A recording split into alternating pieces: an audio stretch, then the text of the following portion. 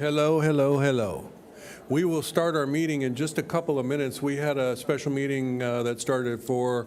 When it went close to 6, we took a break for a little bite to eat, and we will have a full house here in just a moment. We'll get started.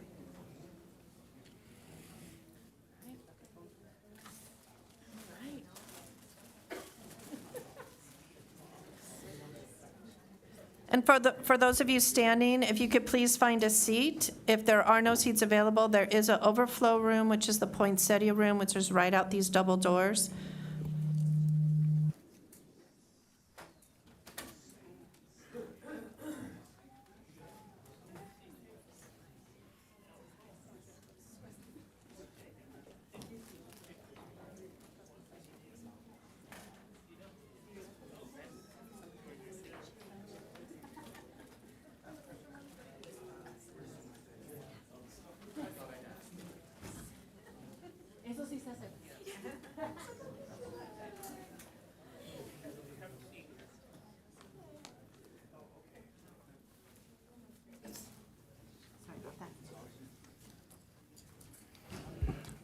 Okay, good evening. I would like to call to order this regular meeting of the Encinitas City Council, Wednesday, September 13th, 2023 at 6:03 p.m.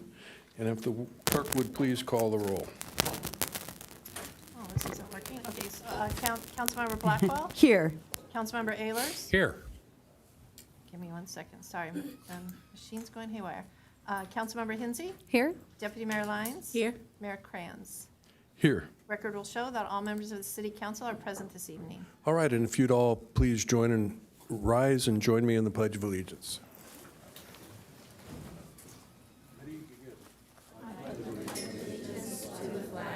Of the United States of America, and to the republic for which it stands, one nation, under God, indivisible, with liberty and justice for all.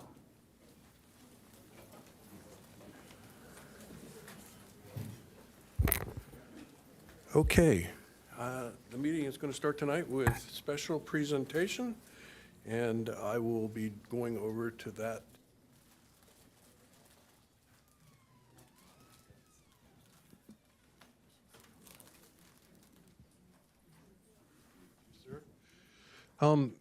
It may not surprise you to learn that I have my origins in European ancestry. I came to Encinitas in 1960 and was very fortunate to grow up here, and wasn't a great student of history as I was growing up, but I have come to appreciate it quite a bit more as I've gotten older. And one of the things that has always fascinated me is this notion that the Europeans that came to the United States were certainly not the first people that were here. And so I've made it a point as your mayor to acknowledge those people that were here before us and the ancestry that they represent. And as a young man growing up in this city with a floriculture industry that made Encinitas the flower capital of the world, the importance that the Mexican-American immigrants provided this city was really an important part of that heritage. So today, I am going to present a proclamation in acknowledgement of the Mexican Independence Day. And to create a little local connection, I asked Gabby, who I met many years ago, over a decade ago, as she was a part of Los Angelitos de Encinitas. She serves on the board of that organization, which is a group of folks who, through a 501c3 charity, raise money for after-school programs and sports programs for the less fortunate in our community. And so I'd like to invite Gabby Love to come up here. Yep, bring your team up. Maria Isabella Rocha Duarte. Yep, and the rest of there's a group of folks here from Miracosta Hispanic Serving Institution team, which is Jonathan Gomez, Melanie Vivar, Maria Figueroa, Gilbert Neri, Mina Hernandez, and you're all welcome to come up too. Okay. All right. Gabby's the boss. You get the evening off, right? I asked for a little help in writing this proclamation, and Gabby was kind enough to do that, to provide me that help. And I think that she hit it out of the park. I love what she put together here, and I'm going to start by reading the proclamation. Whereas this proclamation respectively acknowledges the land of Encinitas as indigenous territory of the Lusueño, Payom, how do you say that? Payo Kawichum. And Kumeyaay, one people with many names who have remained the original stewards of these lands since time immemorial. And whereas the city of Encinitas recognizes and joins the Mexican community in celebrating the rich cultural heritage and historical significance of Mexican Independence Day, and whereas September 16th commemorates the first call for independence, El Grito de Dolores, by Father Miguel Hidalgo y Castilla, after 3 centuries under Spanish rule. And whereas Mexican descendants hold a deep respect for their ancestors who valiantly fought to ensure future generations would live in an independent and liberated nation.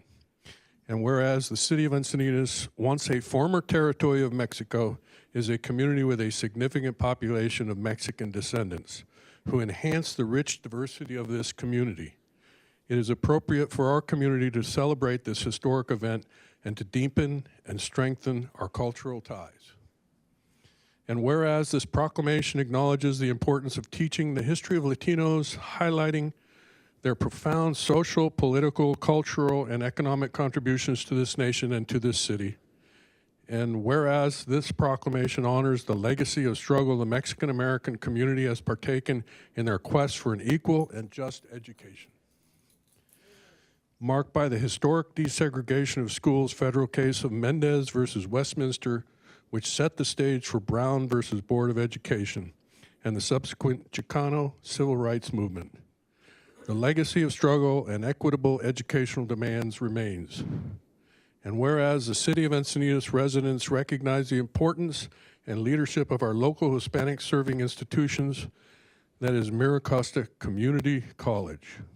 This significant recognition as a higher education Hispanic serving institution acknowledges Miracosta's continuous efforts to support the academic performance and unique needs of Latinx students, many of whom are attending college for the first time or are first generation. And whereas, as a Hispanic serving institution, Miracosta College aims to cultivate cultura, confianza, cariño, and comunidad, and are committed to moving from being a Hispanic enrolling institution to a Hispanic serving institution. Beyond academic and professional preparation, Miracosta College, as an HSI, is committed to bolster academic success, enhance professional opportunities, improve personal wellness, strengthen institutional support, and increase allies for undocumented students and their loved ones. And whereas celebrating Mexican Independence Day provides an opportunity for all residents of Encinitas to come together in unity and appreciation of the cultural contributions that enrich our community. And whereas the city of Encinitas acknowledges the importance of promoting cultural understanding and harmony among its residents. And now, therefore, I, Tony Kranz, Mayor of the city of Encinitas, along with all the city council members, do hereby proclaim the city of Encinitas shall recognize September 16, 2023, and each year thereafter on the 16th of September as Mexican Independence Day in the city of Encinitas. And we urge all community members to join us in celebrating this day of freedom and colonial liberation for the Mexican community, as well as the enduring contributions of the Mexican-American community to our city's cultural tapestry. And it is dated this 13th day of September, 2023. Thank you, Gabby. appreciate all that you do for our community, and I'd like to give you an opportunity to speak. Oh, I get a microphone. Oh, okay. Well, let me go get my piece of paper. I have things to say. Oh, aquí lo tengo. All right. Thank you. I would like to thank you, Mayor Krantz, and the whole City Council for the recognition of Mexican Independence Day in our city of Encinitas. I proudly received this proclamation in honor of my Gomez family and our Latinx community. My family arrived as agricultural farm workers in Encinitas during the Bracero program of the 1940s, where the United States asked for Mexico to send her people to help maintain the economy in the States. As of yesterday, the Gomez family has now welcomed the second child of the 5th generation of our family. Bienvenida, Alesia Rosely Cortez. I am proud to be Mexican, I am proud to be American, and I am proud to be Chicana. But unfortunately, I didn't learn this pride until I received my higher education. That is why it is important to me, the work that I do at Miracosta College alongside my compañeras and compañeros. Our young Latinx students need to know our history. They need to know that our community is important and always has been. Viva la raza, and now my compañera. Thank you. Thank you again, Mayor and City Council. My name is Maria Isabel Rocha, and I am an immigrant born in Michoacán, Mexico, raised by farm worker immigrant parents in Coachella Valley, California. I am the first in my family to go to college, but I am proud to say that I'm not the last.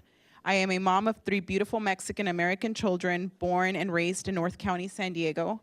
I am also currently a doctoral student working to be one more Latina in higher education with a doctorate degree.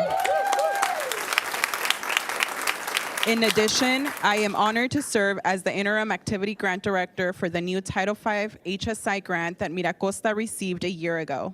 This year marks 10 years of Miracosta College being a Hispanic serving institution, currently serving about 43% Hispanic Latinx students. As a higher education, Hispanic serving institution, Miracosta makes continuous efforts to support the academic performance and unique needs of Hispanic Latinx students, many of whom are attending college for the first time and are first generation. As a Hispanic serving institution, Miracosta College aims to cultivate cultura, confianza, cariño, and comunidad, and is committed to moving from a Hispanic enrolling institution to a Hispanic serving institution. Thank you. And Mayor, I don't do this by myself, and I'd like to present to the whole council and the community of Encinitas some of my former students and some of our community members before we did the picture. Is that cool? Sure. All right, so we're going to start here. My name is Melissa Mejia Cantoran. My parents are from Mexico, and we currently reside here in Encinitas. And I am currently working as the administrative assistant for the College Assistance Migrant Program at CSUSM. My name is Jessica Mejia Cantoran. My parents came from Mexico and currently residing here in Encinitas. I am a supervisor with the YMCA EOP program at Capri Elementary School. Lilian Saragini. I'm actually born and raised in Argentina, but friends with Gabby in the Mexican kingdom.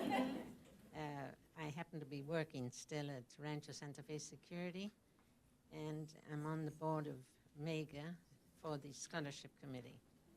It's great to be here. Thank you. Good evening. My name is Linda Grenstad, and I am a retired teacher, counselor from San Diego Union High School District. And my grandparents were from Jalisco and Michoacan. And I'm currently, and probably will be until I die, the Mega Scholarship Chairperson. And I'm proud to say that many of the recipients of the Mega Scholarship are here tonight. Woohoo! Thank you. My name is Maria. My family's from Guadalajara, Jalisco, and I'm currently a student ambassador at Miracosta College. Hi, my name is Jessica. I'm a student ambassador. My parents are from Oaxaca. Buenas tardes. Mi nombre es Teresa. My name is Teresa, and I'm an outreach assistant with Miracosta. And my parents are from Oaxaca, and I'm excited that this move was able to happen. Hello, my name is Giselle. My family is from Oaxaca, and I'm a computer science major and a student ambassador. Hi, my name is Adilene Payan. My family is from Oaxaca, Mexico. I'm a customer service at an irrigation company. Hi, my name is Dalia Salgado. My family's from Oaxaca, and I'm currently a student at UCR. Hello, my name is Genevieve. My family's from Oaxaca, and I'm a community health worker with the County of San Diego. Hi, my name's Eileen. My mom's from Oaxaca and my dad's from here. I'm a student at Maricosta. Hi, my name's Naomi Sol Ortiz. My grandparents are from Jalisco, Guadalajara, and I am a student at UC Santa Cruz, a poet, and a program coordinator for communities of color. And she's my niece. My name is Veronica Gonzalez. My family's from Jalisco, Guadalajara, and I'm currently the office manager at Oceano Elementary School. Hi, hola a todos. My name is Lourdes Alarcón.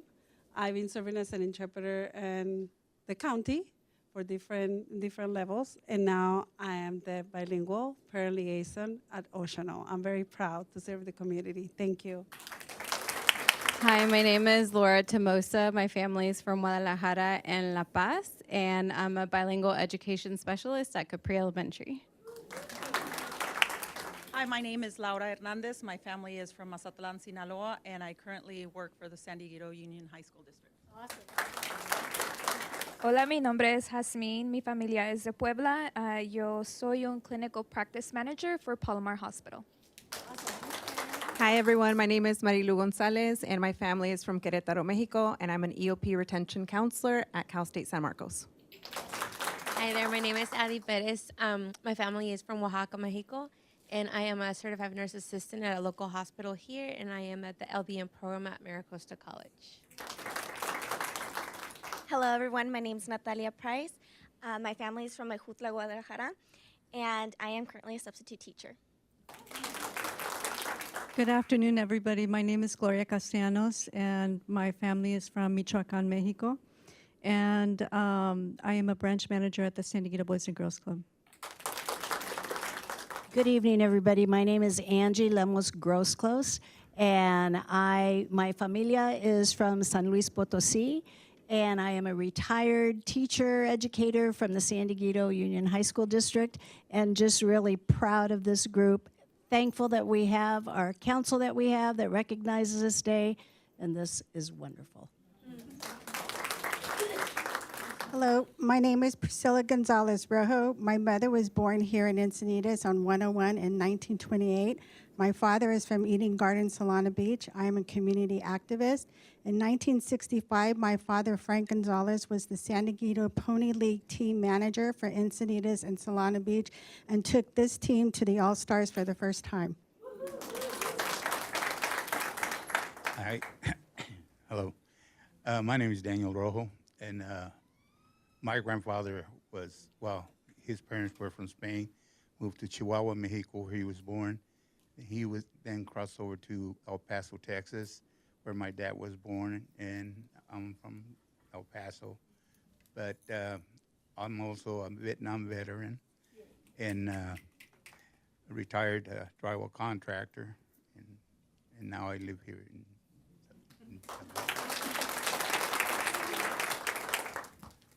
Hello, my name is Adrian Baez, the proud brother here. So we're from Solana Beach, but my mom's from Tijuana, but originally from Tecolotlán, Mexico, and my dad's from Chiclistran, excuse me. And I am working at Advanced Auto, what used to be Pep Boys, for a long time, too long.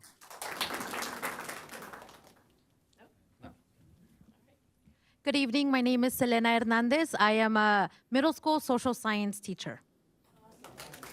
Hi, everyone. Our family roots are from Oaxaca. My name is Laura, and I'm a civil engineer. Hi, my name is Viridiana Carrion Romero, and my parents are from Veracruz and Sinaloa.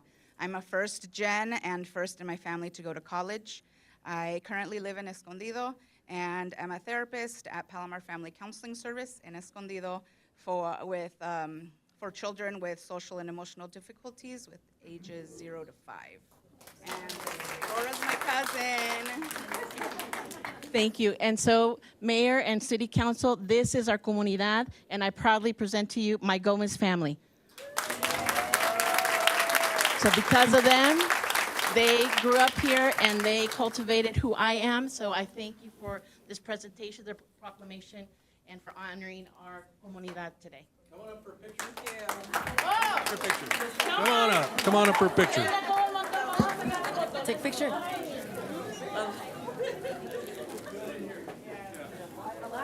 Represent your schools, represent where you're working. I should have given Come on.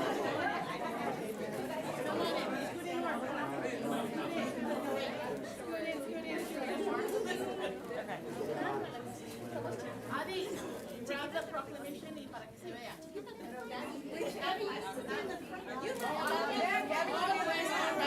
right. But I'm so shy. I'm so shy. I don't like attention. Hey. Oh. Viva la raza.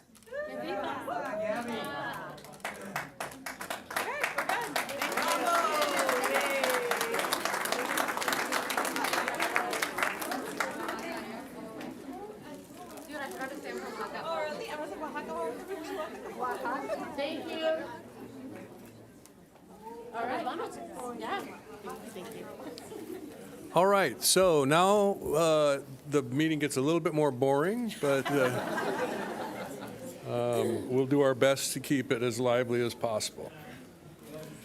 We are moving on to oral communications, and if the clerk could please. Mr. Mayor, we have several oral communications, and just a reminder to all those that I call for this, this is for items not listed on the agenda. Call you 3 at a time, and reminder that you do have 3 minutes. First 3 speakers are Mike Bronner, Mark Wilcox, and then Jessica Lux.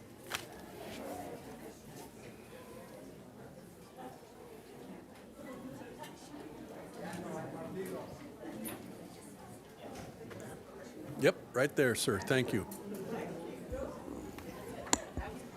And if you just give just a minute, let everybody kind of settle. We've got people moving up into the empty seats.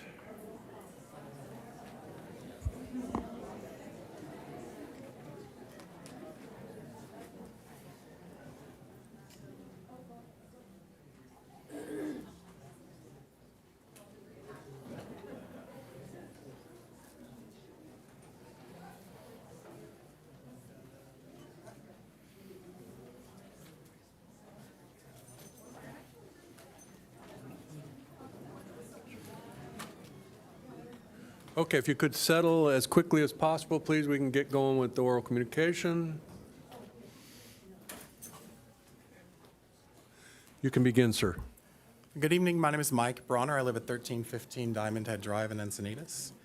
I'm an owner of an apartment complex on North Vulcan Avenue between Leucadia and La Costa Avenue. Today, the city started realigning the parking on the west side of North Vulcan Avenue between Leucadia Boulevard and La Costa Avenue from head-in parking to parallel parking. If completed, this project will eliminate about almost half of the parking spaces created when the city completed the fencing and parking project about a year ago. I've spent most of the day trying to get the city to explain what is actually being done, how this project was approved, who approved it, and when. It seems the city is doing this project without any notice to the community, without sharing any plan of what the completed project would look like, and without any opportunity for the community to provide input, all in violation of California law. As an owner of property immediately adjacent to the work site, we did not receive any notice about proposed changes to these parking areas, and no input was ever solicited. The project does not seem to be listed on the city's capital improvements dashboard. A new DG path and changes to the parking configuration on North Vulcan Avenue between Sunset Drive and Leucadia are listed on the dashboard as Project CS24D, which is in the, quote, design and permitting phase. The city capital project status shows that none of the study, design, or construction phases of CS24D are funded. I cannot find any mention of this project on any city council agenda or the agenda of Mobility and Traffic Safety Commission. There is no notice posted on the engineering notices page or the clerk's notices page. Apparently, the only notice provided to the public was an Instagram post made yesterday giving dates for a, quote, NCTD curb stop relocation project, starting today. I spoke to Ian Barr, associate traffic engineer of the city this afternoon regarding this project. He said that he had a plan for the changes, but that I needed to file a Freedom of Information Act request to see it. That they were tasked, quote, a couple of weeks ago to go out at night and do a count of parked cars to see if changing the parking from head-in to parallel would, quote, cause any problems. That the, quote, higher-ups approved the project and told them to do it. From my research, it seems the city is reconfiguring the parking along the west side of North Vulcan Avenue between Lucadia and La Costa without proper authority, and that the decision the city took to do this project were done without any notice to or input from the community, as is required by California law. I request that the city immediately stop work on this project. If the city would like to complete the project, they must follow proper procedures regarding notice and public input. Thank you.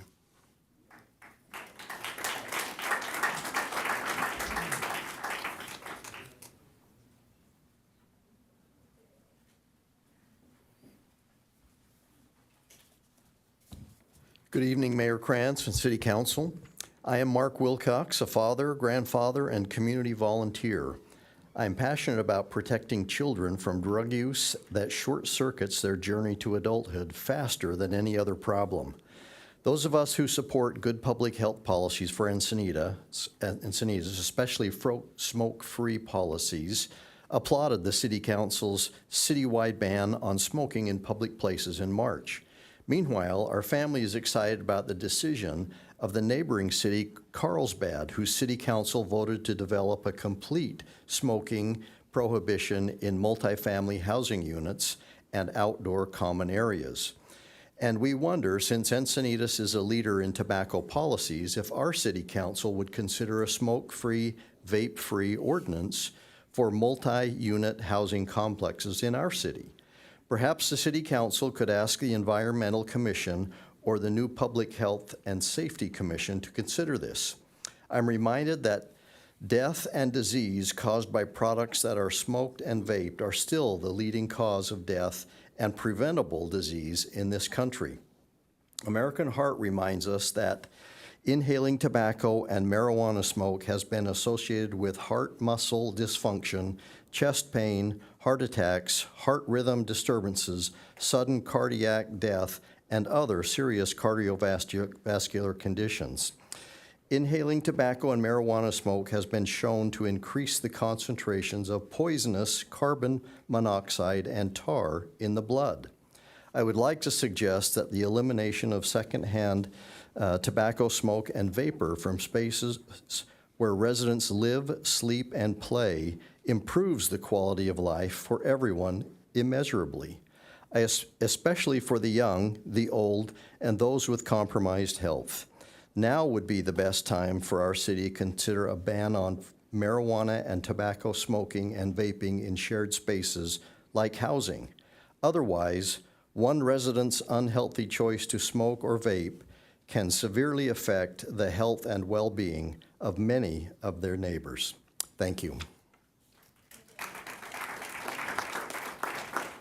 Next speaker is Jessica Lux, followed by Julie Milan, followed by Terry Worth, and then Adam Miller.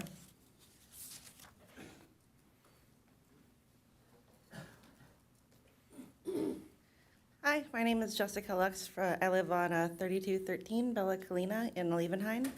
I've lived in this town my whole life, and I care a lot about it. And my family was probably one of the first people here. But I am also Mexican, and I have noticed that there is some gang activity in the area lately, like the Crips, one of those like big LA gangs, and they're recruiting young men in our area that seem like, they're actually good people. They're like wearing these blue bandanas, and I just really felt the need to come and bring that to the attention of the City Council. That's all.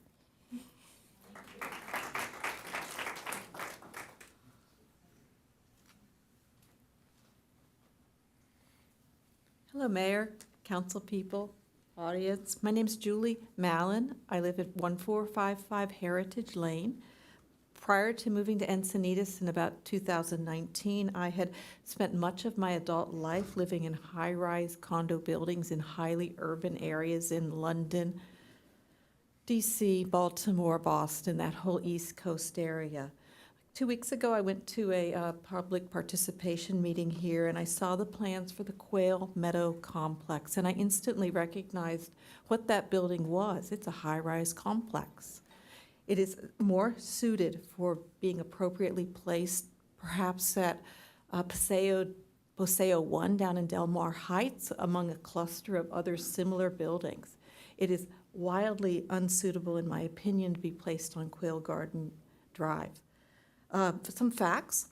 Did you know that the Quail Meadows complex will permit parking on the top of their 6- and 7-story parking garages, in essence functionally turning these structures into 7- and 8-story buildings? And that these open structures will have lights 24/7, and they're open, and those lights will be seen from everybody in the Quail Gardens Valley area, day and night. And the cars that are entering in those garages and the motorcycles that will be parking, the 775 cars and motorcycles that would be parking in this structure, will circle up this structure at night, flashing the valley with their lights as they finally get to their parking spot. There's 2 large complexes for apartment buildings, and they both will have rooftop patios. And the lights and the sounds from these rooftop patios will fill this whole area.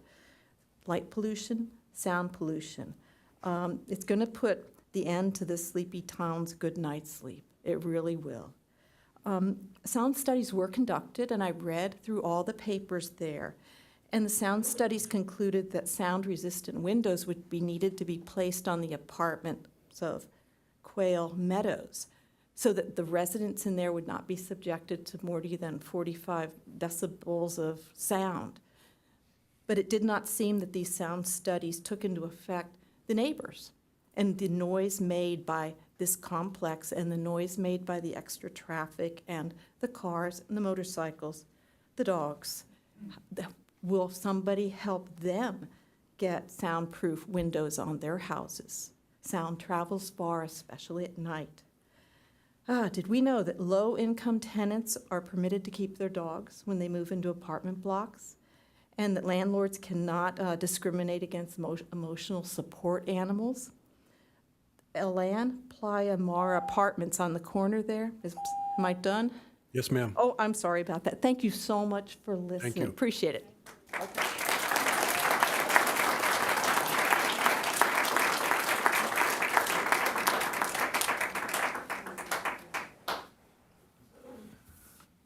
My name is Terry Worth. I live at 2010 McKinnon. I am the person who painted 2 feet of the curb and gutter at 2010 McKinnon red and want it painted red by an official of the city within 1 week, or I will send a letter of complaint to the U.S. Department of Transportation.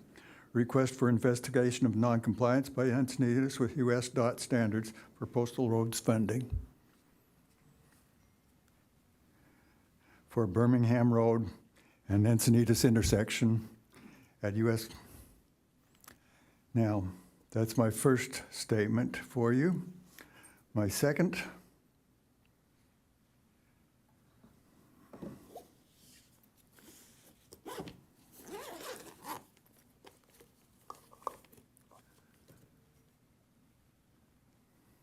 this is a bottle of tap water concentrate from 6 gallons of cart of tap water, containing over 26% by weight particulate solids and soluble salt particulates in Encinitas tap water residue, 26% or more.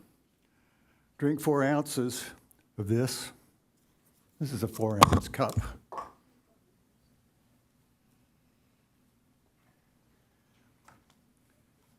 Drink 4 ounces of this, and tomorrow you'll be in the hospital with a diagnosis of asbestosis or asbestos poisoning.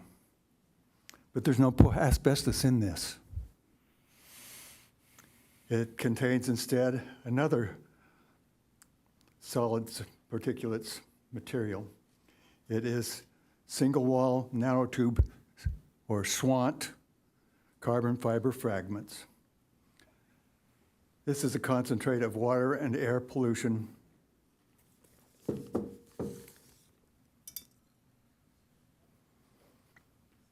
at my home location using a Winx air cleaner and with pre-filtered air, processing a water containing water washing concentrate. This is the water washing concentrate. It's basically government that's responsible for this stuff. California passed the first law enabling carbon and putting in to cars catalytic converters.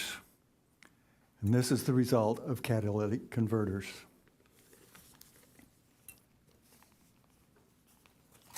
That's all I have to say. Sir, if you could make sure you left your contact information with the clerk, we'll have the water district be in touch because water shouldn't look like that. No, it shouldn't. Thank you.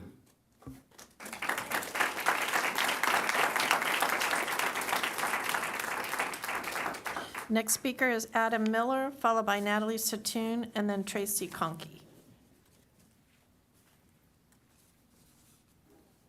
I have some audiovisual. While I'm waiting for that, my name is Adam Miller. I'm a property owner and resident of Encinitas since 2003, so about 20 years now. I'm disappointed, angry, and devastated when I think about the ongoing damage to my property and the physical, emotional, and financial health of my family caused by an unfinished, unmonitored city storm water outflow drain. This is me and my family outside our house in 2015, right after we purchased our property on Hygeia. Looking here at this map, you can kind of see Hillcrest Avenue and the catchment drains that flow down to Hygeia. I don't know if this has a... Please talk into the microphone. I don't know if this has a laser, but you can kind of see the lay of the land here. My house being at 1830 Hygeia, where flood zone is marked, as well as the future site of a residential real estate project at Andrews Street. That's 3 acres and about a $50 million project. The source of the problem is a Hygeia outflow drain labeled at the bottom of the screen. This street was last maintained in 1989, according to city logs. When we moved in, this was the end of the street filled with bioretention that kept all steady storm water at bay from our property. You can see here another picture also depicting significant prevention through bioretention. There we go. And a few more pictures to kind of show what was in place when we purchased the property. This bioretention has been in place since 1990s, no flooding at Hygeia despite multiple years of heavy rainwater. However, in 2015, city action diverted water and caused a flooding problem where one previously didn't exist. They failed to comply with best management practices as laid out in Encinitas Municipal Code, where it states that no discharger shall fail to implement, install, or use city or maintain best management practices pursuant to the Stormwater Standards Manual into this chapter. Nothing was done when the end of this Hygeia Avenue was graded. No grading or drainage plan was followed, and it resulted in flooding and property damage where none existed before. You can see the flooding that goes on at Hygeia, and I want to show you, if you can hit the play on this. This is 4 seconds of water coming out of this drain. 4 seconds. In 20 hours, that'll fill pretty much an Olympic-sized swimming pool of 660,000 gallons of water. All of this ends up at my property. We are compelled at this point to accept a disproportionate share of the burden of improvements undertaken for the benefit of the public at large. You can see the catchment area of this water, all of Hillcrest and that upper area, this versus where it's going to this concentrated flood zone. This is representing a disproportionate share. This is eminent domain without compensation. The city at this point has expropriated our land for neighborhood bioretention. This is what you would call inverse condemnation. All of this water should drain to Andrew and then down to Vulcan and the new stormwater infrastructure. I'll just take the 2 minutes that were not used by some of my counterparts. Sir. Thank you.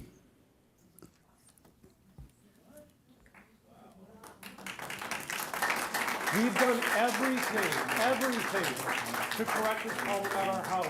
Nothing will stop this. Thank you. Nothing will stop Next this. speaker is Natalie Satoon, followed by Tracy Conkey, and then Mark Maville.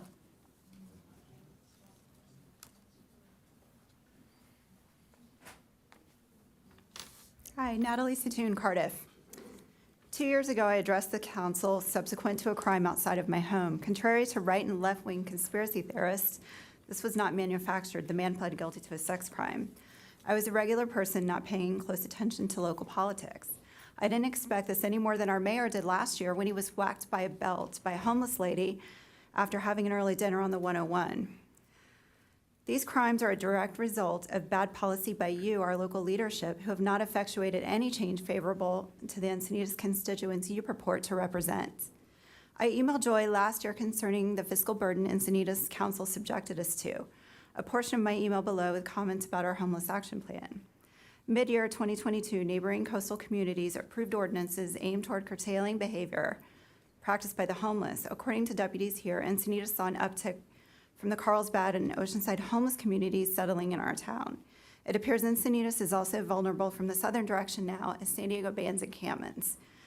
It doesn't take much research for the homeless to learn which communities are easy to settle in without consequence.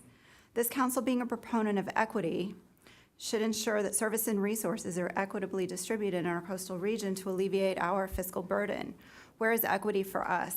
The CRC location in Encinitas disadvantages our town by creating a regional imbalance and inflates our expense. The CRC is a magnet for the homeless in the North County coastal area, and coupled with neighboring cities' ordinances having harsher penalties, Encinitas is significantly more subject to a growing homeless population. However, I have an additional budgetary concern. We partner with and allocate funds to the very entity that assists ticketed violators in having penalties dismissed or waived. Yes, expense looks like this. We pay contracted deputies to cite offenders, we fund the CR assists in the dismissal of our revenue, and lastly, we pay city staff to both record the violation and loss of revenue. Illegal camping is an ordinance violation in Encinitas, yet the CRC readily distributes tents currently. Last year, we had a series of tent fires, an expense Encinitas absorbed and risked lives of surrounding residents. Why are we funding a source that undermines revenue, disrespects ordinances, and exposes us to liability while endangering residents' lives? Why is our council allowing this? You should have immediately demanded tent distribution be prohibited or face reconsideration of partnership. What are we waiting for? Haven't you seen San Diego? Our tax dollars fund 2 city salaries, the fire department budget, and the sheriff's contract expense, all affected by increasing homeless population here. Now we aim to fund shelter expense. This council needs to take a hard look at contributing factors. Your counterproductive decisions perpetuate this expense. Level the playing field with neighboring cities and stop funding a root cause that brings our community demise. Incidentally, the Encinitas Community Park Corridor needs some immediate attention. Thank you.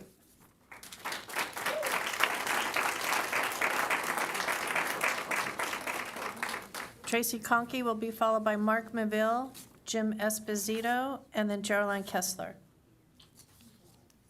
Could you please repeat images on a loop and broadcast the closed caption? Do you want the videos first? Just do those in a repeated loop, either way. Tracy Conkey, Villanitas, homeless crime victim in Encinitas, 2022. Pull your microphone down. Okay. The proclamation with North County Justice Allies at the last council meeting made me think. I learned NCJA was asked if they support harm reduction, which routinely includes needle exchange distribution, and the answer was yes. In their proclamation acknowledgement, NCJA said Encinitas was the only city agreeable out of 12 cities to support their request for program endorsements, with Oceanside being the only other. Why is this? Why are other cities so hesitant? I'd like to know because NCJA advertises to distribute in Glen Park. Why are our city parks subject to these sites? If Narcan distribution is needed in our parks, it leads one to believe that fentanyl is the reason. Think about this. Other cities are hesitating, making us another magnet. These are our parks where our kids play. Incidents concerning the homeless in the past month include a homeless woman hopping in a booth at Honey's restaurant while an older couple was having lunch, grabbing the customer's food contents with her fingers, from the customer's plate while she was eating, before being escorted out by a quick-thinking server. The homeless lady promptly squatted, urinated, and defecated on the sidewalk and then smeared her feces on the bench. A large homeless encampment fire erupting at Clark Street. The homeowner next door notified the city for months before this preventable fire happened. A family in Encinitas waking up to find a homeless man sleeping in their kitchen. And this weekend on the corner of Turner and Encinitas Boulevard, this drug-induced man, his girlfriend, and their 2 helpless dogs, one so dehydrated that it was having seizures. When did tax-paying citizens become less important than the rights of the homeless? Each of you sits on the dais, supposedly representing a local Encinitas government, yet you pander to Sacramento. You know what? 3 seats are up for grabs, and maybe 4 if Tony is challenged. If you're all so hot to satisfy another level of government, knock yourself out and throw your hat into that ring. Stop meddling in local Encinitas politics that you repeatedly neglect. Meanwhile, you owe your constituents some urgent reconsideration in your use of our tax dollars. Thank you.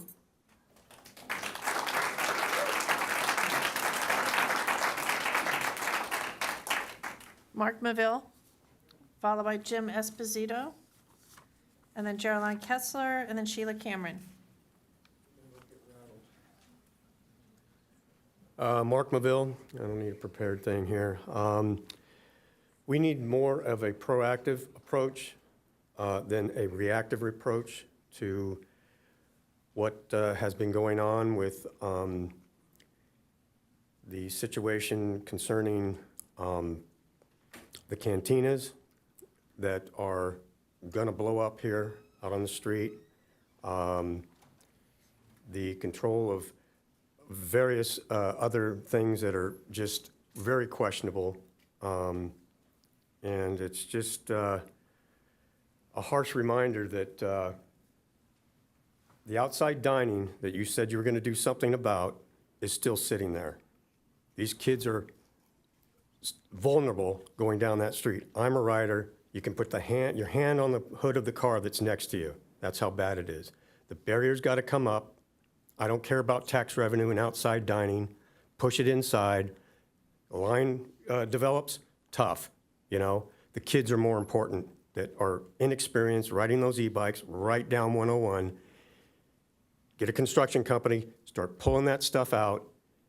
Pull those barriers. There's no reason to have them. Free up the parking for the general public, because the GP, general public, is what's important here, right? Not your tax revenue or C-Bluff or whatever thing you guys are working on. So it's time to take action on that. Be proactive. You said you're going to take some kind of action when the lady was here mourning, and she was asking people, can you do anything? Well, you've been doing some striping, you got your signs or whatever. But the outside dining's got to go. It's not even necessary. Right now is the ideal time. Season is down. Let those people know in a memorandum that we are going to be pulling that off the street. So either you're going to do what you say or you're not. I mean, it either is or it isn't. No gray area here to work with. So I've watched it. It's not happening, still not happening. These people haven't even been informed that this is going to happen. It's time to take that proactive approach and get that crap off the street, including that First Street Bar trailer there that's taking up 8 spaces. The barriers have no protection. What is it doing? Holding what back?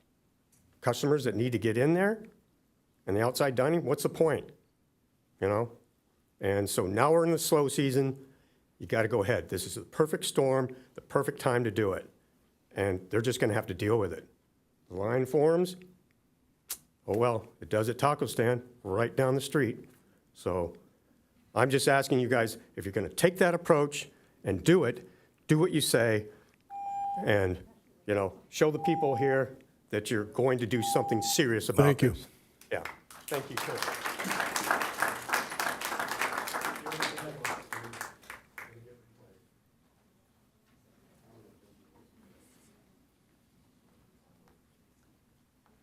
Good evening. My name is Jim Esposito. I'm coming here with something positive to talk about tonight.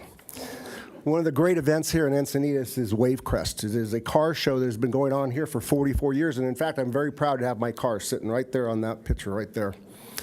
You know, Wavecrest is an event that has been happening in this town since the town has happened, and what's great about it, it's an opportunity for all of us to celebrate what is truly our beach culture.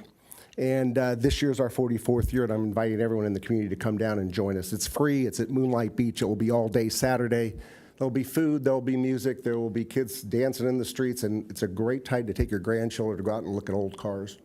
I take my grandson down there and my son down there, and I always remember my grandson, you know, looking at these cars, he says, these cars make me smile. So if everybody needs a smile on Saturday, it's going to be Saturday on September 23rd, please come down and join us for Wavecrest.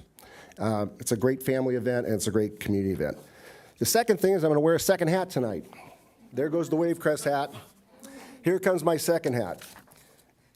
I don't know how many of you guys are very close, have been to Maui before, but when the fire happened in Maui, I started thinking about our own town. What would happen if a fire happened up on Encinitas Boulevard and burned all the way down to the ocean?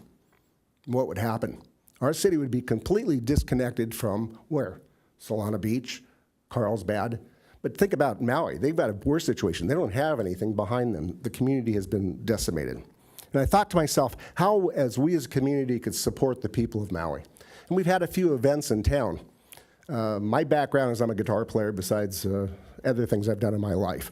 But what I did do is I contacted the masters of Hawaiian music, George Kumoko, Led Kapana, Jeff Peterson. And I asked them if they would be willing to play a concert in our hometown.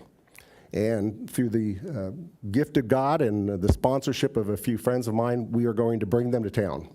We're going to have a benefit concert, and I would like everyone in this community to embrace this concert. It's going to be on October 7th, La Paloma Theater.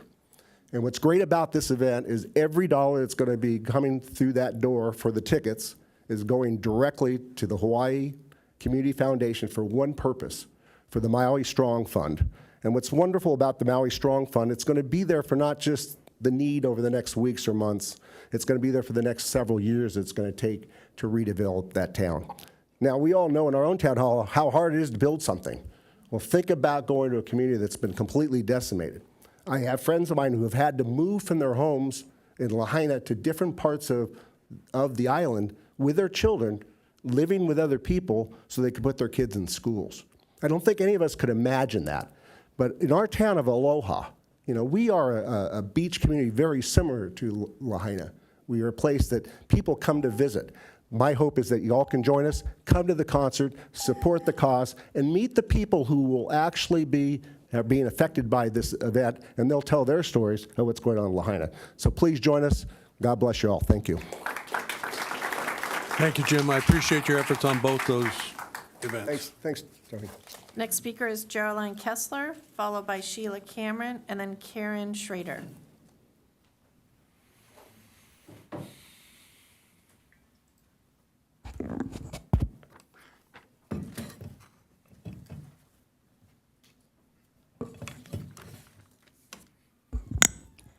I would like to thank the council and the city staff who assisted in helping me move forward with the Heritage Grove nomination for the majestic and beautiful Encinitas redwood trees on Melba Road.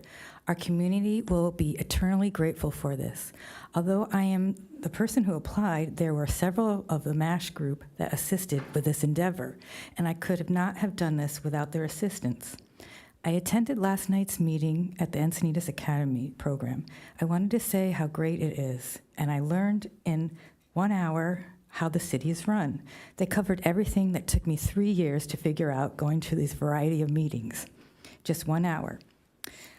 I would like to give you an update on the potential density bonus project on Melba Road, which is slated to take down 175 trees, 30 smaller trees and native shrubs, along with demoing 3 beautiful historical homes built in 1938, along with another one built in the 80s. The trees have served longtime tax-paying senior residents as a tree canopy for many years. Taking the beautiful trees down goes against Encinitas' Climate Action Plan, and for that matter, the world's Climate Action Plan. Our group just received another onslaught of these public records about the project.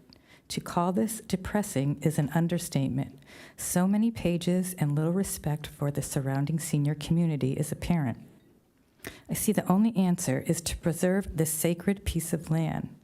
The property is rich in Encinitas history, it's loaded with trees, it's our unofficial wildlife corridor, and those beautiful historical homes on the property are one of the last remaining ones in Encinitas.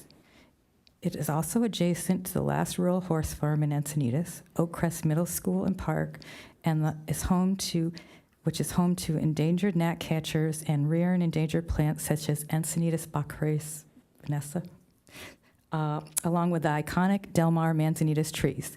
Please support the community in the preservation of the property. Don't let them take our last bit of open space in our community, our community. And this could be an outdoor learning lab or for the area school or an extension of the botanical gardens. Let's Encinitas be forward-thinking town about property. I suggest we try to get soft green infrastructure funding, a bond measure, a grant from the state and federal government, and of course, community funding. I learned last night at the academy that there is someone who works full-time to get grants for infrastructure. Wouldn't it be great if they could just broaden their reach and search for grants that preserve our sacred open space in Encinitas, especially with these intense community stifling new laws for housing from Sacramento? I would apply for the grants if I knew how to, but thank you for listening.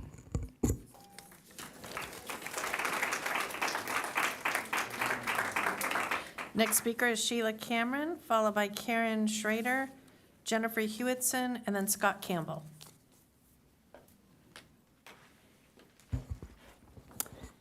Sheila Cameron, Leucadia.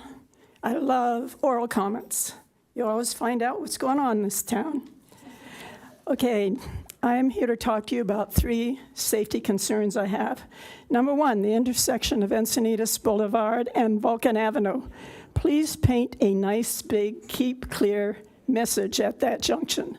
I'm sure you've been sitting there on Vulcan, ready to go through, going south, and you have these cars that just kind of slip in, and they're just sitting there when you're ready to go. I have a lot of murderous thoughts, but I don't act on any of them.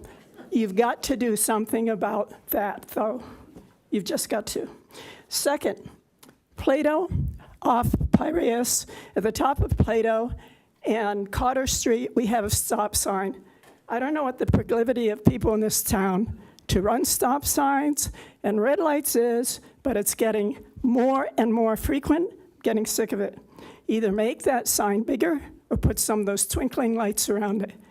It's a main thoroughfare for parents to bring their kids back and forth to Capri, and there's no protection for any of us who live there not to get run over. Number 3, the approach to Capri School and elementary school on Cotter, on the south side, north side, Capri itself, there are no signs that say school zone, slow down. And particularly on the south end, when people rip up through there, there's also, what do you call it, those dash signs so that people can pass each other. There should not be any passing allowed on that street. And there should be a couple of signs in both directions that say school zone, slow down, 20, 25 miles per hour, whatever. The school's in the heart of a neighborhood. We have big people, little people, and pets that we care about. I just want people driving through neighborhoods to remember, drive like you are on your street, where you live, slow down, and stop at the stop signs. Let's keep us all alive. Thank you.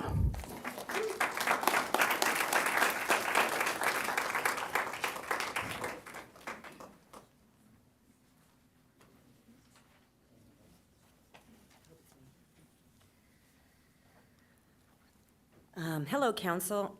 My name is Karen Schrader. I live in Leucadia. My concern is that we are now building 4 projects in the Quail Garden area, 3 on Encinitas Boulevard and 1 on Leucadia Boulevard and Quail Gardens Road. There are 2 more projects, one on Clark Street and one on Piraeus Street. I am curious to where all these kids will be attending elementary school. By the boundary, I think it will be Capri Elementary, which is 80% capacity currently. My concern is the area surrounding Capri Elementary School is rural, and there is a canyon to the east of the Capri School. If there was a fire off of Saxony and Canyon during the Santa Anas, I feel it would put Capri Elementary in jeopardy. It is my understanding that the fire chief is putting his name on Piraeus project, that in case of a fire emergency in this area, this new housing project would not add emergency traffic problem. I question his judgment, seeing that there is so many closed roads in the area and the volume of residents and children attending Capri Elementary that there wouldn't be a problem. In closing, I'm sure that the fire chief wouldn't have a problem doing an emergency fire plan to show how parents and residents can get in and out safely to their children and at the same time getting the residents out of the area. So I request a fire emergency traffic plan for this area. After Paradise fires and Lahaina fires, I would really ask the fire chief to revisit his decision. Thank you. P.S. I wanted to personally come and thank Bruce Elders, for being a common sense voice for our community. I've watched you in the past with the Planning Commission when they overrun the Vulcan thing, and you chose, and you were very common sense about it. And I wanted to thank you for that, because we need more of that. Thank you. Have a good day.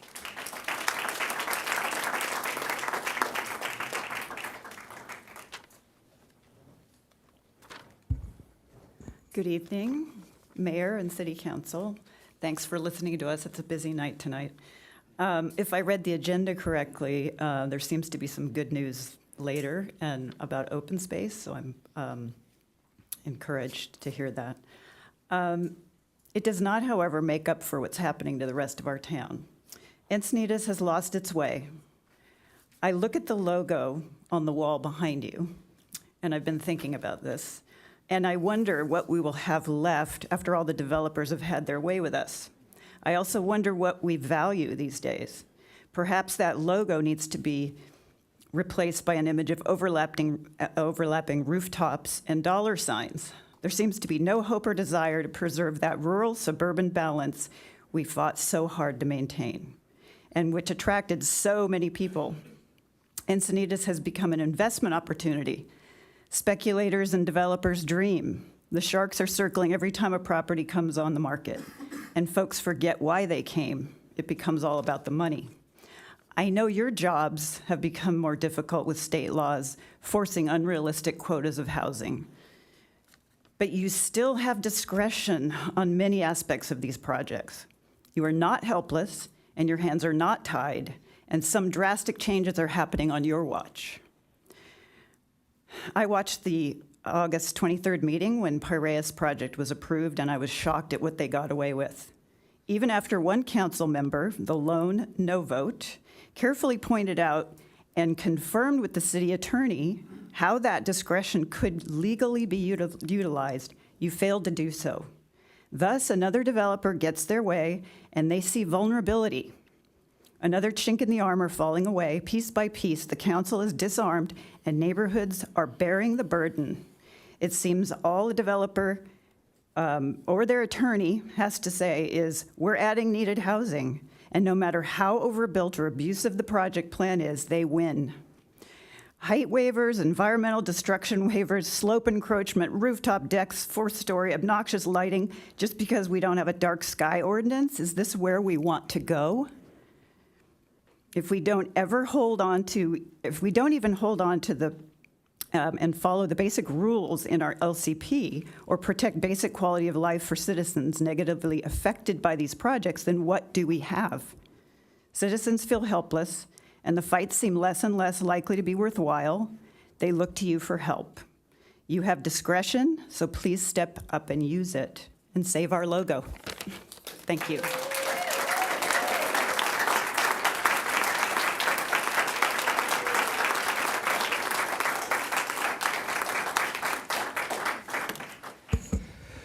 Okay, so, there's so many great speakers tonight. So to kind of summarize all this stuff, don't pay attention to the date there. I drew a little chart. This is actually from the data going to be presented later on tonight, and it shows housing element numbers of total numbers and low income. Not even very low income, which very doesn't get talked. Now, just notice how fast the overall numbers are dropping, and yet we're not really providing the low income. It doesn't take much math to see when these numbers are going to cross, and then what are we going to do? This, what do you call this? No net loss? For those of you that are mathematically challenged, I normalized this to make it a little bit clearer as far as percentage. You can see how much we're behind. I don't understand how we can say we're good. Are we counting on ADUs? It just doesn't make sense. So I have to ask, if we built all the units today, can we just say we're done with it and not have to deal with this anymore, ever? Or is it just going to continue on and on? Which leads me to the next point. Thank you very much, Council and Mayor, especially for opposing SB 423. I've asked that before. Many people want that. That's a start. We can keep going. Keep going. Think along those lines. We don't have to be in such a rush. Tonight, a lot of speakers have brought up unintended consequences. The drainage on your street, Mayor, on your street. Drainage, not necessarily on your block, but on your street. These are side effects. We talked about all the Quail Gardens and all the new housing. I went to one of the presentations, and the staff had overwhelming amounts of possibilities. Very few of them actually addressed actual traffic, and they actually were all lane diets and dealt with other mobility actions and not dealing with the fact that these people need to get to work, that have to go to meaningful jobs, and they're not going to go out on bikes. I want to thank you for potentially spending $20 million today on streetscape. It's been 20 years. Was this going to be it? Is it going to be finally, or are we going to get all the plans approved after 20 years when we voted for this? And the parking, it's not over. We're addressing this again. Many people predicted this. I predicted this. Here we are. We're expanding the parking area. This is in spite of we just did a new parking ordinance basically to make it harder to do this, and yet we're going to expand this. Quail Gardens is going to get hammered. Yeah, I urge you to look at the parking ratios of the new places that are getting included in the parking ordinance tonight and compare those ratios to the existing ratios of the other housing elements. This woeful, and it's going to be extraordinarily more difficult going forward. Thank you again for your time, and we have a lot of stuff on the agenda tonight.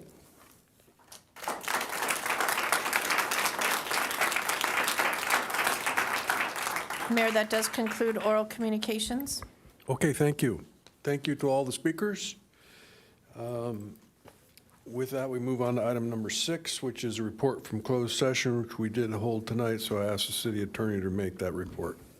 Thank you, Mr. Mayor. At the special city council meeting that was held at from 3:30 to 4 p.m., we had one item on the closed session agenda, and that item was closed session conference with legal counsel, significant exposure to litigation under Government Code 54956.9D2, and the city council took no reportable action while in closed session. Thank you. Madam Clerk, are there any changes to the agenda? There are no changes to the posted agenda, and then moving to the consent calendar, items 8B as in boy, 8E, 8G, and 8H have been pulled by members of the public. Okay, say those again. 8B as in boy, 8E as in elephant, 8G as a girl, and 8H.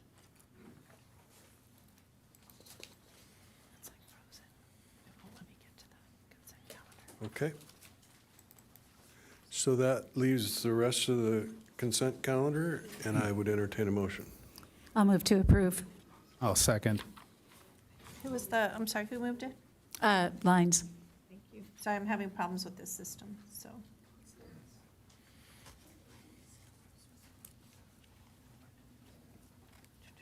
Give me 1 second, thank you.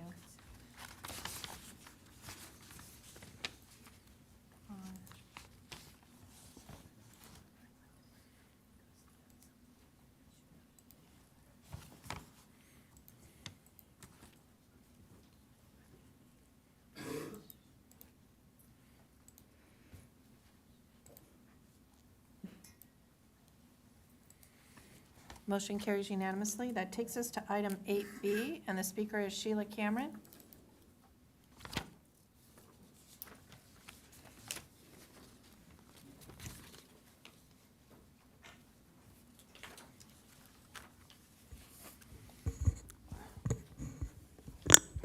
Good evening. Sheila Cameron, Leucadia. I'm specifically pulling consent calendar item 8B, referring to the August 23rd, 2023 minutes. I wish to reiterate my former request and support for all transportation fees and any future payment negotiated for the additional piece of land for this project, the Piraeus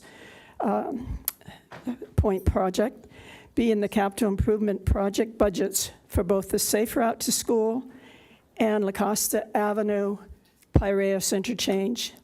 These CIPs need to run with this project for the safety and completion due to the effects of the construction of these 149 homes. We can't just build things and ignore the fact that we're creating unsafe situations. And as I said the last time, be proactive, not retroactive. I did notice that you did comply with a lot of the requests that we made, and I thank you for that. I mean, if we're going to have this, we'll do the best we can with it. But, well, we have it. And there's one other thing I'd like to mention while I'm here. If you are upset about the amount of housing and development that's going on here, and you want to have local control of your zoning, your housing, your traffic, then I suggest you get in touch with our neighbors' voices and Livable California. These are the groups that have cities all up and down the state, city representatives, citizens, and we are trying to take back our cities and get local control. Here's a notice about it. I'll leave them out for you. I suggest don't sit back and do nothing or come here and bitch and complain, pardon the word, but you've got to take some action. These groups are doing it. Support them. Get in there. There's an initiative on the 2024 ballot that will get us back to taking local control. You got to support it. You got to vote for it. You got to volunteer to help for it. Thank you. Good night. Next speaker is Karen Caden. Karen Caden.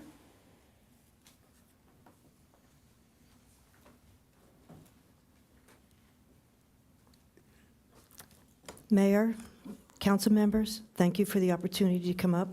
I've never spoke on anything on a consent calendar, but I want to mention regards to Piraeus Point, anything that you're speaking about, or there's no discussion on consent calendar, right?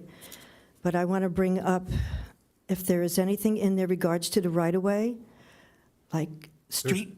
There's nothing, and in fact, this item is the approval of the minutes. So is there an issue that you have with the minutes? Oh, okay, all right, if I'm wrong, correct me. Thank you. Please don't accept anything regards to the right-of-way because it's still closed section. And there is a paragraph in here regards to parking on Piraeus Street, which ECC is not saying yes to that. Get it off the street on the side, put trees in front, safety. And then also I know we asked regards to that right-hand turn onto Piraeus. Please, this is still the right-of-way, and it's in closed session, so don't approve that yet.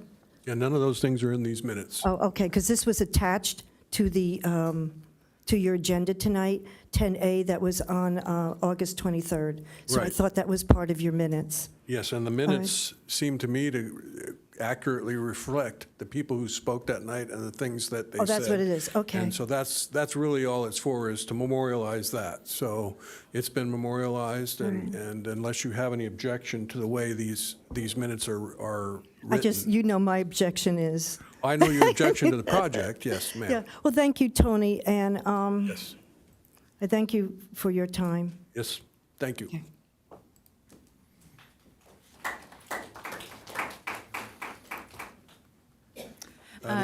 Yeah, seeing, Councilmember Ayers.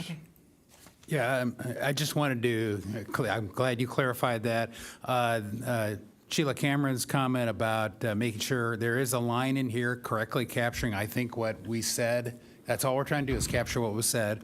And it says, traffic mitigation fees shall be used for future capital improvement projects in the vicinity of the project site as determined by the city council. So I think that's what we set up here, and I went through in detail. I'm sure the rest of us went through in detail to verify that the minutes correctly captured our discussion last time. So I'll move approval of item 8B. I'll second. Okay. Did you want to speak also? No, I just wanted to move, but I'll second.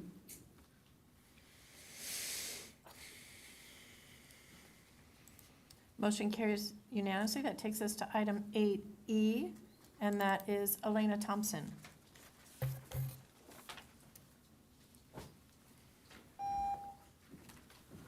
Hi, everyone. Hope you had a nice summer.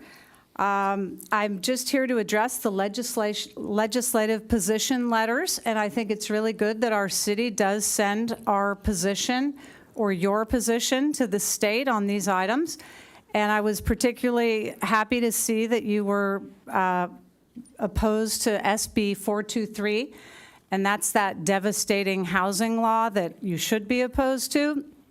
In fact, everybody should be, because that housing law, if it does go through, will do away with the Coastal Commission's protection of our treasured coastline. And it will obliterate our community more than the existing housing update is doing. So good job there. Now, the other thing I wanted to point out is that I noticed the legislative priorities were actually adopted and made by the last council. And so they're actually dated. And I'd like to see this council update the priorities, and I'd like to be part of that process if I could. I noticed that the priorities of the last council are different than your priorities to an extent, but they seem to be a little bit partisan and towing a party line. In fact, those priorities, most of which are none of mine. I'd like to see the council speak more or write more letters to the state about the priorities of the community, not just your personal priorities for the city. I'd like to see this city send a letter against ACA 1 and ACA 13, and those are constitutional amendments currently on the docket, possibly being voted on today, to raise taxes and to do away with Prop 13, which was adopted in 1978 to protect property owners from losing their homes due to high property values. Why aren't we sending position letters on that? Why aren't we sending position letters against Senator Wiener's horrible bill to legalize magic mushrooms and hallucinogenics? I mean, has that guy lost his mind? Why aren't we sending letters against that? Why aren't we sending letters against protecting public safety, where the Senate has lost its mind, and the Assembly in Sacramento? They're wanting to let people not only out of jail, but stop pulling them over. Our sheriff can barely pull people over anymore because it's not equitable. I mean, this stuff is nuts. And so I'd like to see you all support us all and send letters of oppositions, just like you're doing tonight with SB 423. Thank you. So I would point out that SB 423 did pass, and it's on its way to the governor's desk, and we will change our letter from opposition to the bill in the legislature to encouraging the governor to veto the bill. I'd say that the legislation doesn't do exactly as you described, but, and right now we're okay because it only comes into effect if we aren't in compliance with certain requirements of our housing element, and at this point we are. So it isn't going to be an instant thing. It's going to kind of evolve and see how we do with our housing element update. So there's that. All of the ACAs that require a constitutional amendment, they will be voted on by the people. So that if they pass, that means they're going to be on a ballot. And we will be having an update to our legislative priorities, and you're welcome to come participate. We had that not long ago and had some folks come join us and talk about it. So, Councilmember Ehlers. Yeah, and I happy to hear that because we have a policy, just so everybody knows how this works. The council will adopt a policy. It's a policy document with a bunch of goals. One of them is local control, and it has some bullets under there.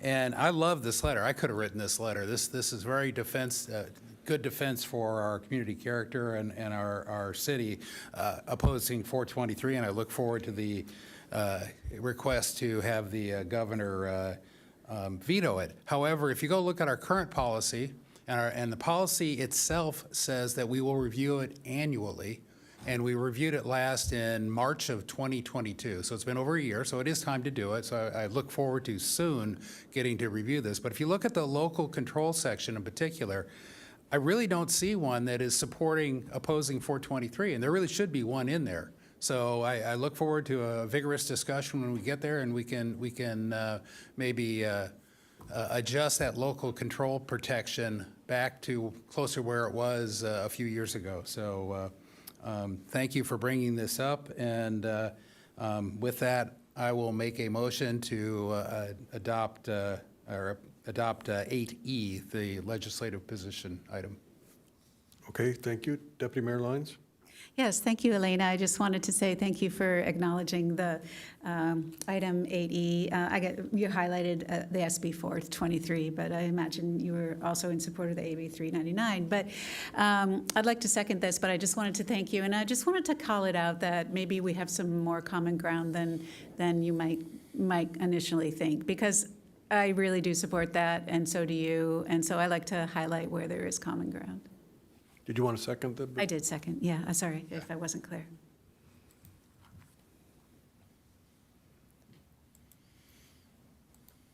Motion carries unanimously. That takes us to item 8G. And we do have 3 speakers. Oh, wow. Karen Schrader, Elena Thompson, and then Kevin Doyle.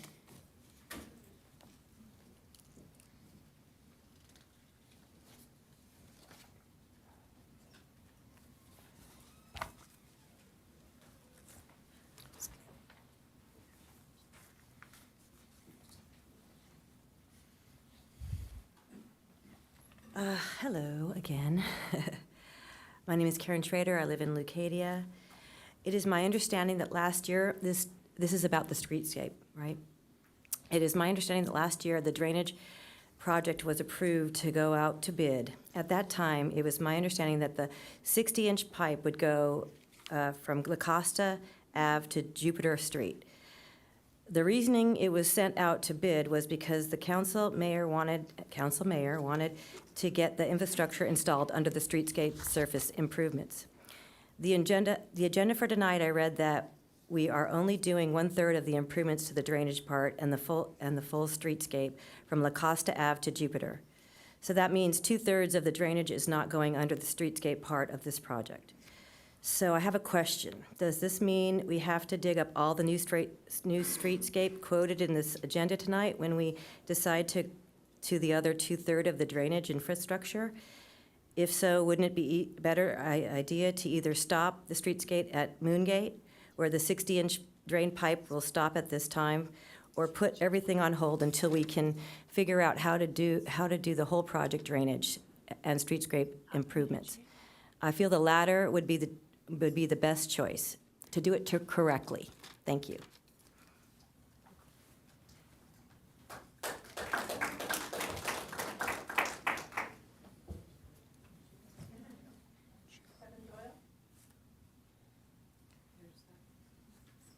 Kevin Doyle? Oh, there you are. Maybe Sheila was. So Elena does not want to speak. Bruce, did you request to speak on this? Yeah, after they're done.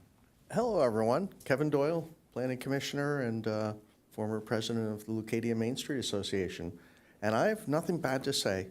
I want to say I came up here mainly just to say nice things and thank you.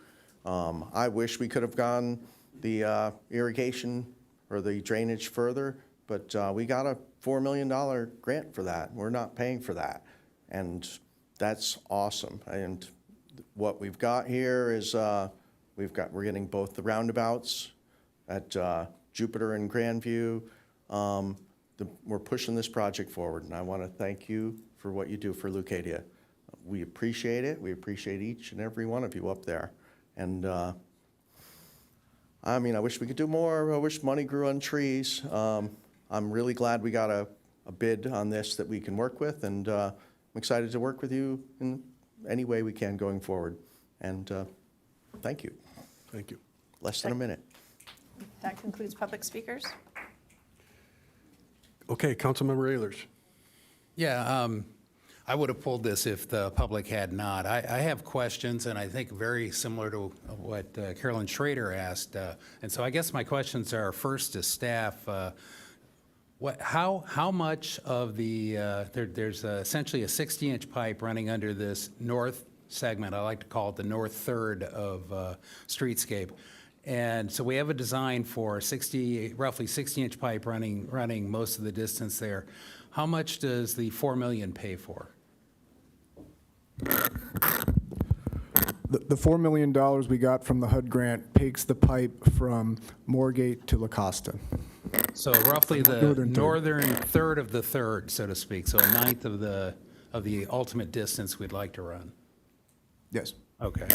And for the 2/3 that won't get a pipe under it, what are the ramifications in the future to the the finished streetscape? Won't we have to dig up the right-of-way and put laterals in over to the concrete sidewalks? And there are quite a few laterals I saw connected in the plans. So The laterals come in with base bid A.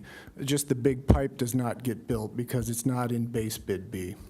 So yes, road would have to be trenched, but in general, it's on the eastern side, not the western side of 101, where the improvements are not as significant. The segment C is mostly on the west side of 101.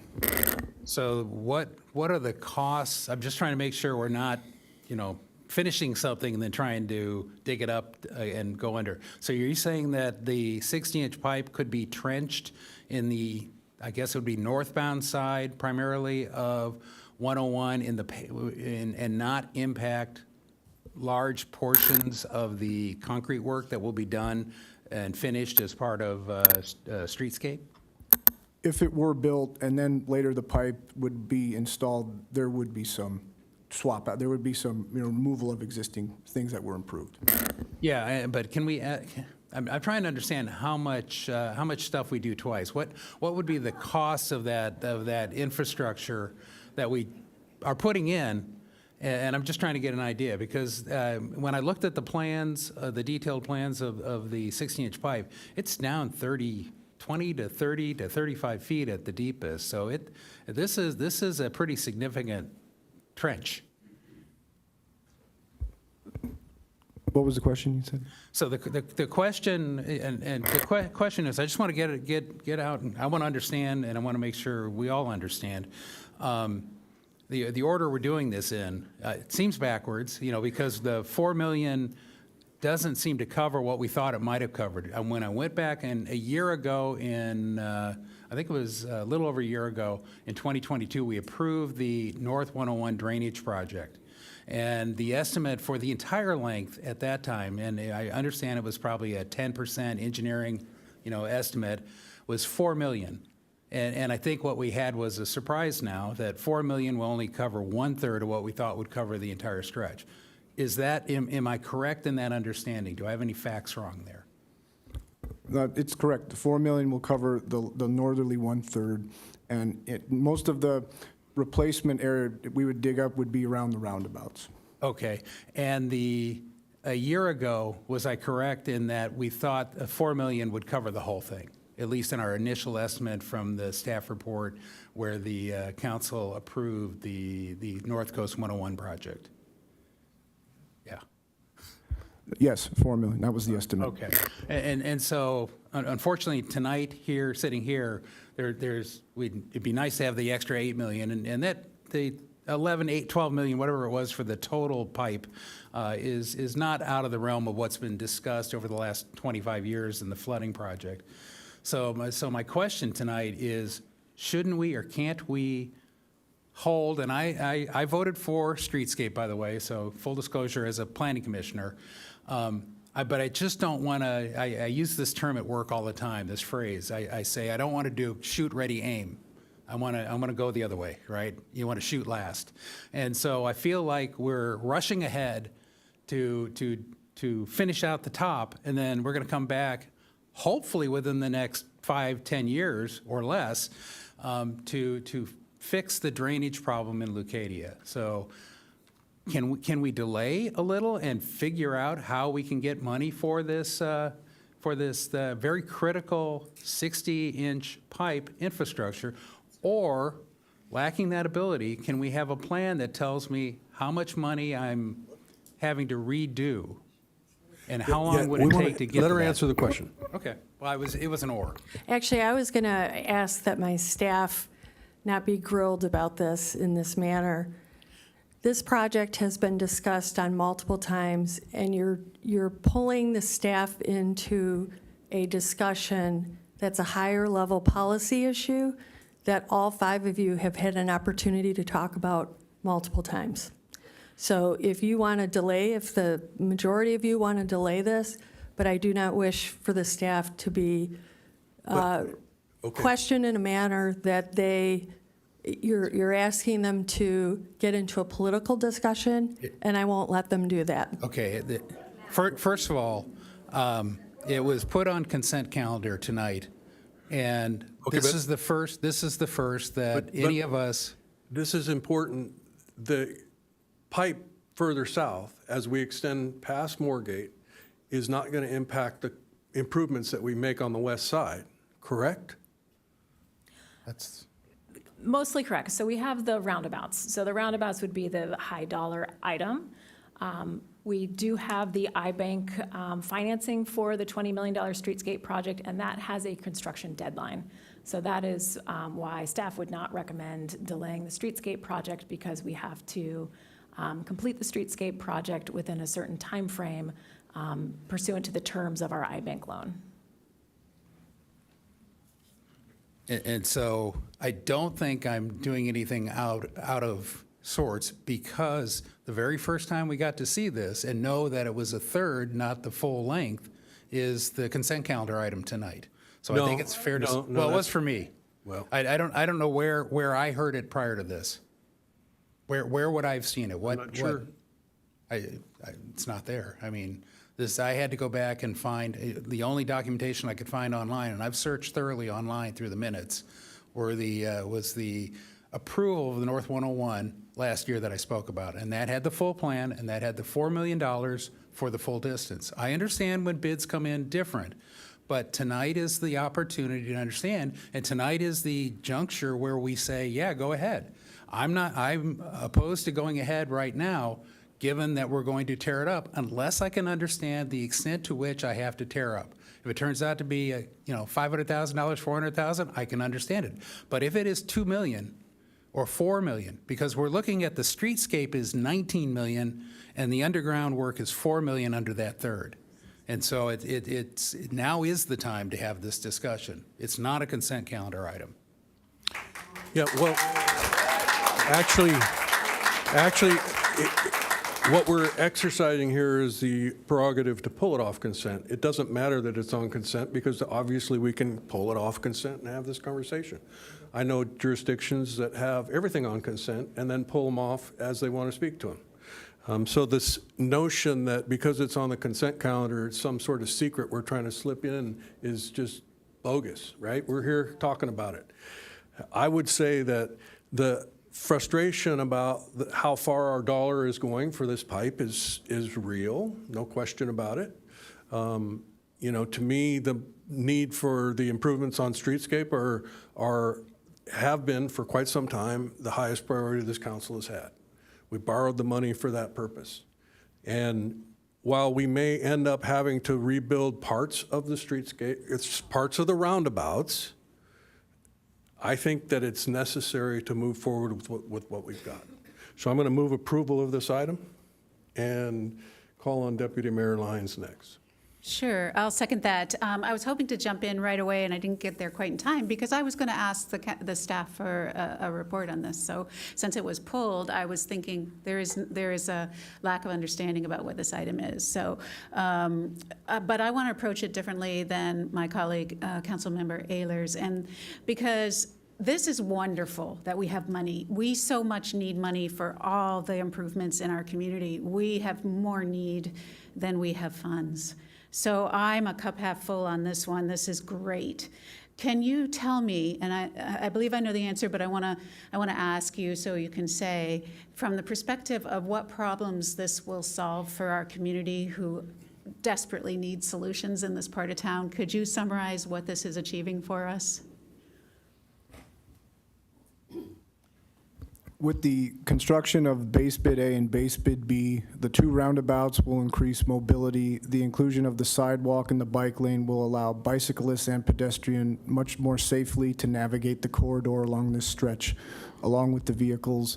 The drainage that we are putting in will be helpful for rain events that we have. Obviously, I cannot say it's going to solve the 100-year storm, but the more we can start, and maybe we do have to piecemeal it, we can get drainage improvements in. It will be a good benefit, and the lighting that's going to be installed will be help safety for pedestrians and bicyclists using the corridor. Thank you. And I want to tie in on that drainage for a minute because I'm always talking to constituents who really do care a lot about the improvements we need here in our community. And it's really hard to say, we only have this much money, but then what can we do with it? And I understand you to say this will improve the drainage in this portion of town. And logically, I know that, and you're confirming that. And I'm hanging my hat on that. And if I didn't already second it, I meant to. Councilmember Blackwell. Yes, thanks. So as the District 1 representative that covers Northwest Leucadia, I hear daily, multiple times, that Leucadia is no longer just funky, it's junky. And so what I would say there is we have to think about improving all of the drainage would be ideal. It's a very expensive undertaking. Doing streetscape, which has a construction deadline, is also important. And I think to myself, are we going to be able to do all the drainage, wait for streetscape, and get out of that junky feel? I don't think we can. I think if we can, minimize that disruption, doing some of the drainage improvements that grant gives us, plus doing streetscape, which gives a lot of benefits to a lot of people above ground, is the right path. And then over time, we'll be able to fix that drainage. Yes, we'll have to change the roundabouts, it sounds like. That may cause some redo, I understand. But I believe that will take years, if not decades. I'm still waiting for that at-grade crossing. So I think this is the right path, is to move forward and with this contract for streetscape. Thanks, I agree. And, I'd ask that as part of this motion, we also direct staff to perhaps take some steps that would minimize the additional work that would need to be done. Perhaps we could bury the appropriate length of pipe to avoid any reconstruction of the roundabouts, so the pipe would be in place. I don't know how tricky that would be, but you engineers are capable of a lot of good stuff. I know that this particular bidding approach was to minimize we don't have a whole lot of work going on the east side of Highway 101.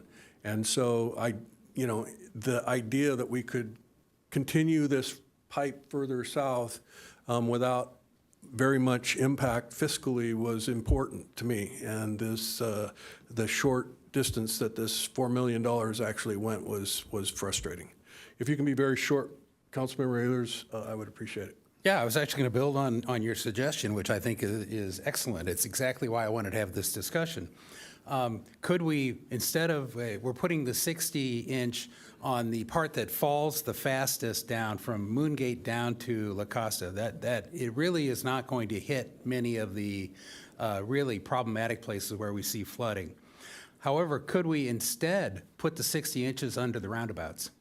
In other words, take that $4 million, rather than spending it now temporarily put it under the roundabouts so that and could I get a plan, or could we get a plan that would tell us that, hey, if we move that 60-inch, which really isn't connected to a whole lot and not going to change the flow or the drainage or improve the flooding problem, and instead put it under different portions where we would save the most future money on reworking, wouldn't that be a better plan and a better use of the $4 million and result in less wasted cost? So the existing 24-inch pipe out there will be connected to the southern end of that 60-inch pipe, so it will provide some relief. It's not going to be disconnected from the drainage out there. We have talked about putting in and blocking off the ends of the 60-inch pipe under the roundabouts. It's extraordinarily flat out there, so if you're off by a little bit, when the contractor comes back in to complete it, it's going to have a spot where it sags and it collects water, things like that. Mm-hmm. So we're cautious of that, but it is something that we are continuing to look into. We'll look at our contingency balances and we'll evaluate whether that's something that makes sense. Do you have any estimate of how much that would cost? We don't have that now. We can work with our contractor and have them put together a cost proposal. Because that's the type of discussion and planning I'm looking for, and why I would delay this long enough to do that. Again, I'll reiterate, this is not political. I said I supported, I voted for Streetscape. This is just about efficient use of our money. So with this motion and second, we will be putting a contractor on board, and we will engage that contractor in these conversations. We'll come up with potential change orders that might save future monies. We'll have to deal with it as that comes along, depending on the outcome of this vote. But I've got a motion and a second, and we'll now vote.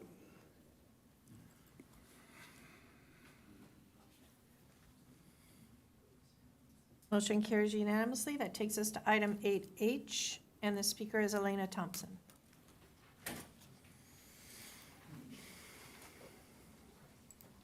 Hi again, I'll make this real quick. I just wanted to thank the council for standing behind your words of protecting open space and using the open space funds, I believe, for the purchase of Surfers Point property. That's near my home at the foot of La Costa Avenue and Highway 101.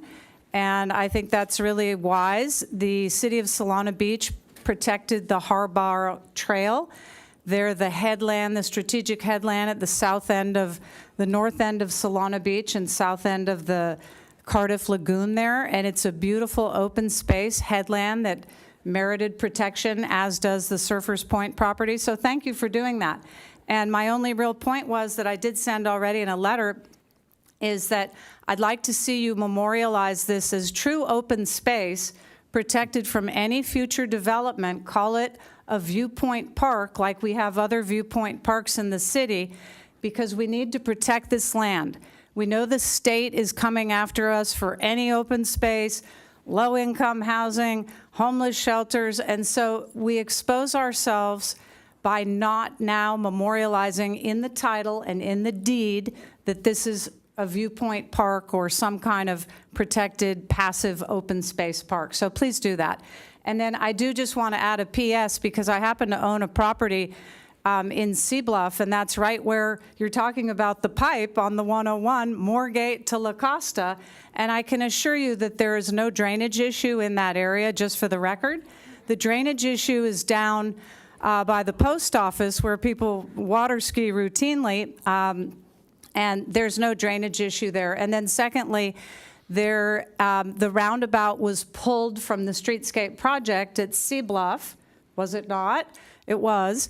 And Larry Jackal and the future Maria Village project may be putting in, they volunteered to put in one roundabout there at their road, the no-name street, right to the north end of Moorgate, which is the entrance to Seabluff.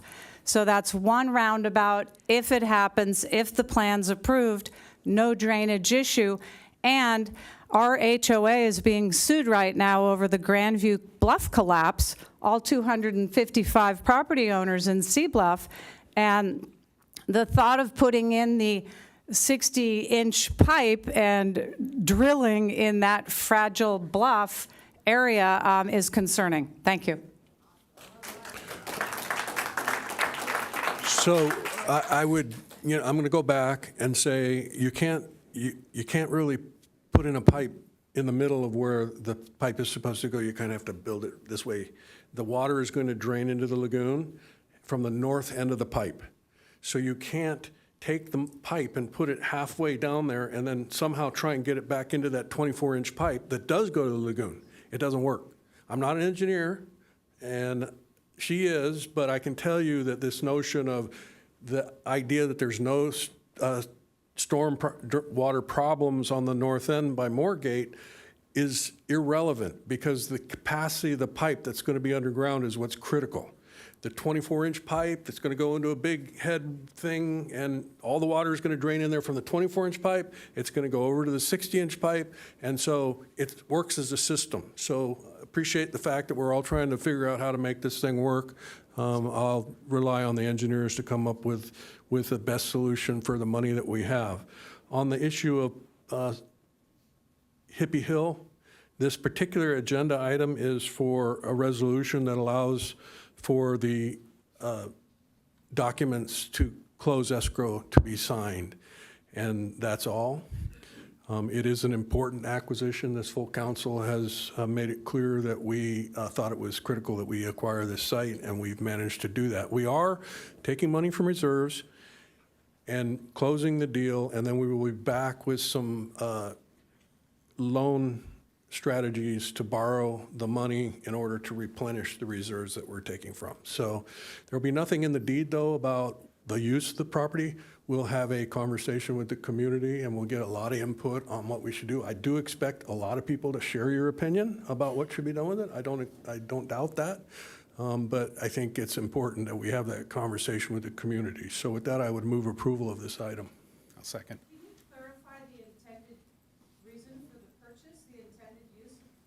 It was to keep it from being developed into a timeshare. Yep.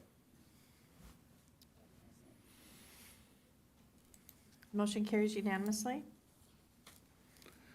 Okay, wonderful. We are through the consent calendar, and it's 10 to 8. Holy cow. That takes us to item 10A, and what is the pleasure of the council? Do we want to take a break before we move into this? Yes, we will do that. 10-minute break. Sorry about that, everybody that's here for that. We'll be back 10 minutes.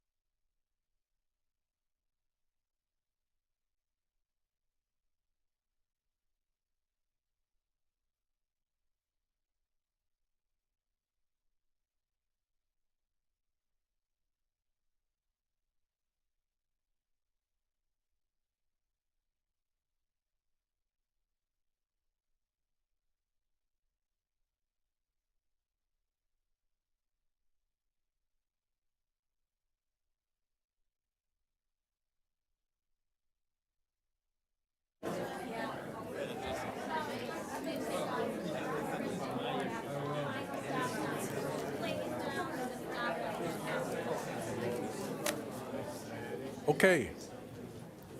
We are now on to item 10A, which is interim safety and mobility enhancements on Quail Gardens Drive and Saxony Road. And this presentation will be put on by our city traffic engineer, Abe Bannigan.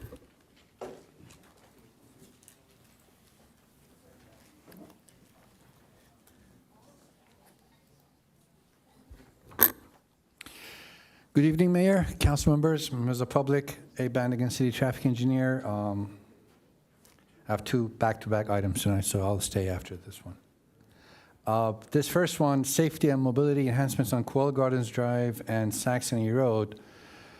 A little bit of background. Obviously, you're more than familiar with the two roadways between Encinitas and Leucadia, multiple different land uses there. We have the Y, we have the Leash Foundation, we have the Botanic Garden, we have Farm Lab, multiple different types. We have all those residential units. Future development, we have the Quail Meadows in process, multiple other projects north and south along Quail mostly. We received numerous requests for traffic calming the past 2 years. Increased by a lot when these development projects started rolling in. Most of the concern was obviously immediate. Also, some of the concern was about the future traffic that would be added to this, these two corridors, mostly Quail, obviously. The analysis of these two corridors was added to our work plan, the engineering department and the traffic divisions. Work plan fiscal year 22-23. We studied those two corridors, collected a lot of data, evaluated, analyzed different intersections. I'll go through the evaluation.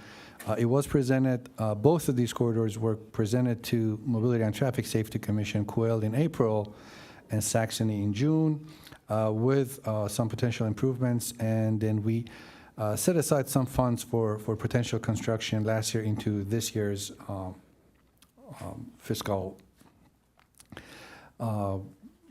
into this year's budget. At that point, Mobility and Traffic Safety Commission did not recommend Quail Gardens Drive's improvements. The concern at that point was that there are multiple improvements already.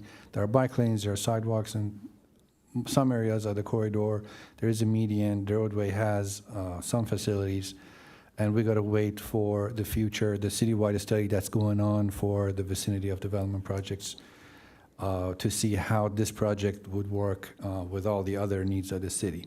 That was Commission's reasoning. But Saxony, they did recommend to City Council, and the idea was that Saxony needs a lot of improvements because currently it doesn't have a bike lane.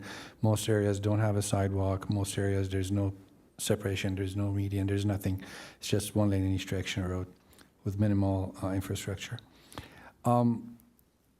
Should be noted that the City Council's FY 23-24 strategic planning framework also includes a goal to prioritize safe routes to school on these on Westlake and also these two roads on Saxony and Quail.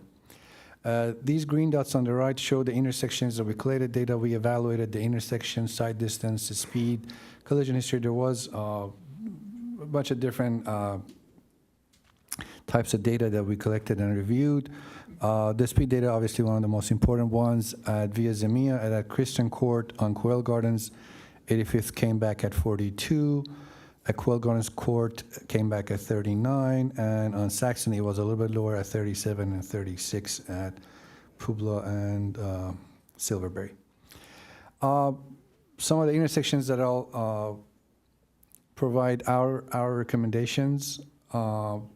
This is the Channel Island Drive and Via Zemia at Quail Gardens. It was the stop sign after we evaluated. We noticed that because of a side distance situation that we have there, a stop sign is justified and warranted. So that's one recommendation there. At the entrance to the Equi Ranch Road, there is an intersection that has a relatively wide footprint that we think, again, this is preliminary design similar to our other presentations tonight. We have to redesign these completely and bring it to council. But the conceptual design, we think we have enough footprint to have a good enough deflection to create a traffic calming effect on Quail Gardens Drive with this potential mini roundabout, and then it would also help with left turns in and out of the Eki Ranch Road. Christian Court, a little bit north of, a couple hundred feet north of Encinitas Boulevard. This location doesn't meet the standard traffic MUTCD requirements for a stop sign. However, there is a code in MUTCD that says whenever a traffic signal is going to be installed at an intersection, the city traffic engineer is to implement an interim stop sign in advance of that traffic signal going in. Now, the Quail Meadows project is in process, but one of the conditions will be a traffic signal at their entrance, at their main access, which would justify as an interim measure implementation of this stop sign at this location. But this is, again, not based on the always stop criteria that MUTCD has. For Saxony, south of Leash-Tack Foundation, we have a little bit of a wider cross-section. There is an opportunity there to restripe the road, narrow down the lanes. We have parking on both sides, but there are a lot of red curbing on east and west. I don't want to go into the detail of, like, there are multiple segments. There is red curb on the east, and there's some red curb on the west. There is some red curb on the east again. So there are multiple spots that parking is allowed and multiple spots that parking is not allowed. We kind of reviewed and evaluated different segments south of the Leash-Tack Foundation, and we noticed that we can restripe it in a way that only one side has parking, but there is no net loss. If anything, there might be some gain in parking. So overall, parking capacity will not be impacted, but the road will be able to get a bike lane with this adjustment that we make by narrowing down the lanes.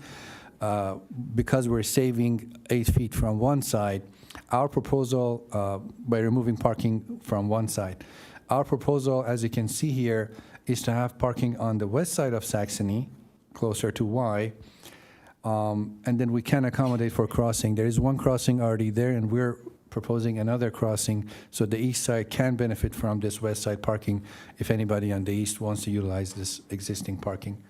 But there will be traffic calming, there will be bike buffers, areas that we have major driveways, we will be able to add a turn lane there. So this would be a restriping option for Encinitas Boulevard all the way to close to Leash-Tack Foundation. North of that, this did come up earlier today at our bike emergency meeting. North of Leash-Tack, we do not recommend addition of a bike lane. As you can see here, the roadway really narrows down to about 36 feet, which inclusion of bike lane would pretty much require removing parking from both sides. As you can see, the 8 feet will not be enough for 2 bike lanes. We can only accommodate 1 bike lane if we remove one side of parking. We're looking at half a mile that needs parking gone from both directions. Obviously, it's a very big undertaking. If we want to replace these parkings that are in front of people's houses, we would need community participation. We would need a clear direction from council.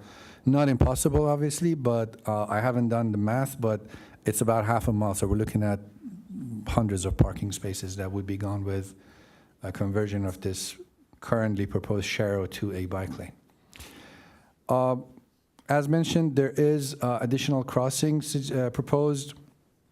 We have started conversations with Y about this. I had a chat today with Lauren, but this is what we have right now as a concept, a mini roundabout. This is the current northerly access to the Y, closer to the field.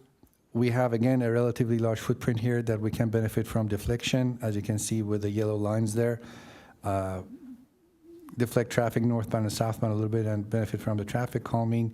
And then this can benefit left turns inside and outside of the Y with a traffic calming effect. And we'll, as you can see, introduce additional crosswalks.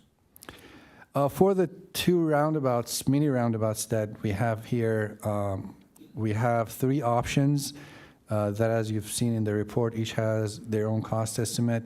We have the quick build version that we I guess, experimented at Eolus and Andrew, cost estimate about $10,000. We can do a concrete version, a little bit more permanent, a little bit more work, some beautification option after, I guess, with about $50,000.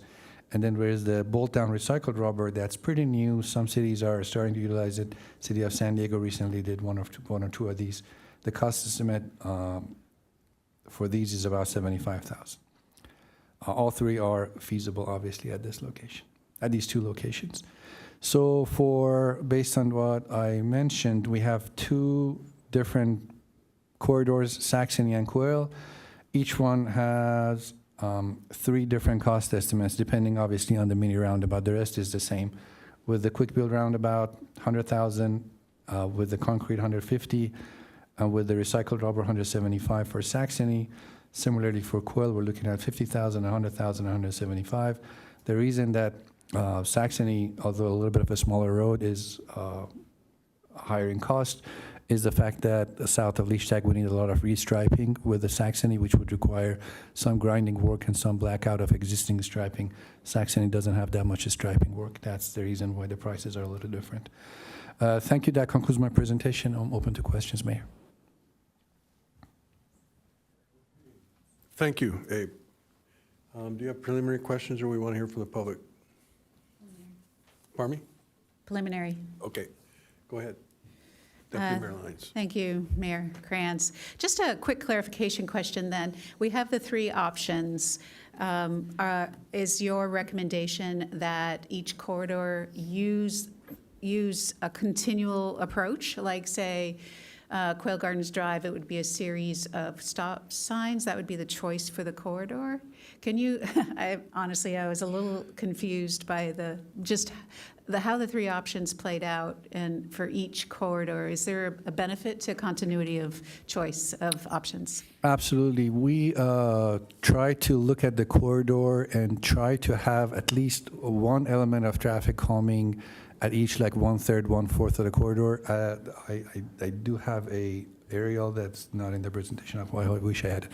So the three that are on Quail right now proposed, the Christian Court stop sign, the Via Zemia stop sign, and the mini roundabout at the Akira entrance, they're kind of divide the segment into like 4 segments, about equal. One of them is, so we will have, basically we don't want to allow people to speed up. Like every time they start building up speed, there is an element that is introduced to the corridor. I agree there. But I guess I'm getting then to my more detailed question. There are opportunities, say if the traffic circle for some reason does not seem to be of favor, if we substitute that for a 4-way stop, would that, I mean, are these interchangeable somehow? Good question. Unfortunately, that mini roundabout at the Botanic Garden entrance, we could not warrant a stop sign. We did evaluate a stop sign. It does not meet any criteria for us because the site distance is ample. There's nothing on the east side that would warrant the volume, warrant the collision history that didn't show that much. So, thank you. Councilor Hensy, preliminary or? Yeah, just a preliminary question. So I know we've been asking you to bring forward a bolted down roundabout for quite a while because we're under the impression that that would be more affordable than one that had full curb and gutter and everything. What would be the benefit to go with the bolt down option versus the concrete option? Is there one? It's easier to remove. The bolt down, yeah, okay.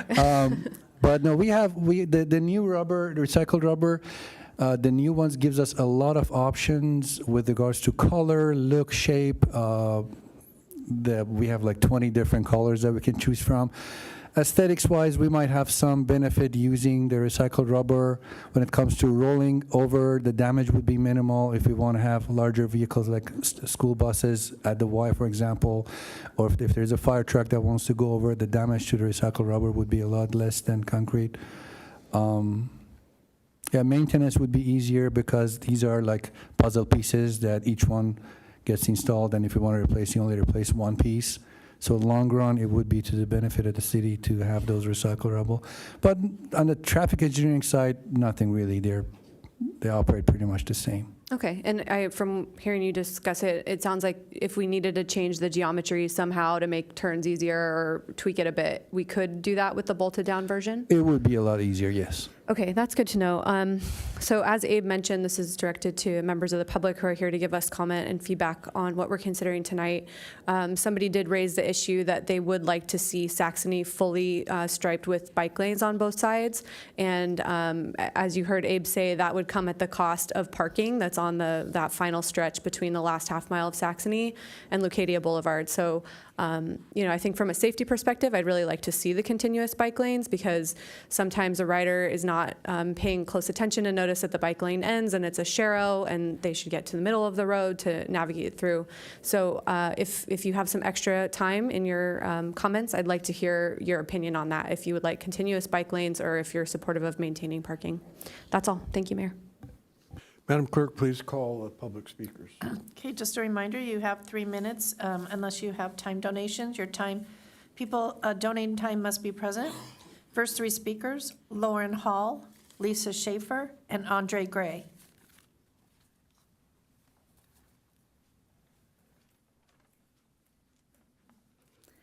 Good evening. I'm Lauren Hall, Regional Executive Director of the ECI YMCA and also a member of the E3 District.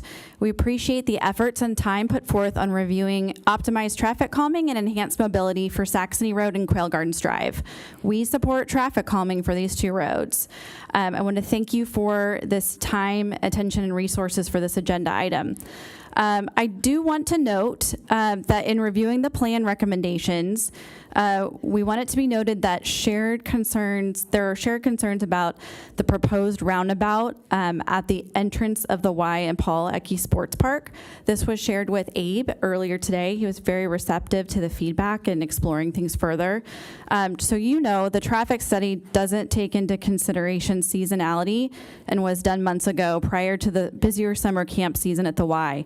During drop-off and pickup times, much like school, we have up to 800 cars turning right into the Paul Ecke Sports Park driveway through our 3-lane camp pickup and drop-off route. This route's critical to our operation and the function and flow that's been perfected over the last 20 years.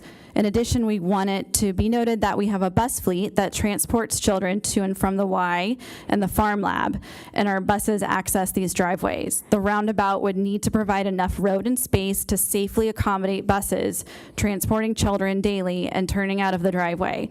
The traffic impact of the roundabout could put more pressure on our main entrance, bringing sports park users in through the main Y driveway, compounding traffic at that entrance.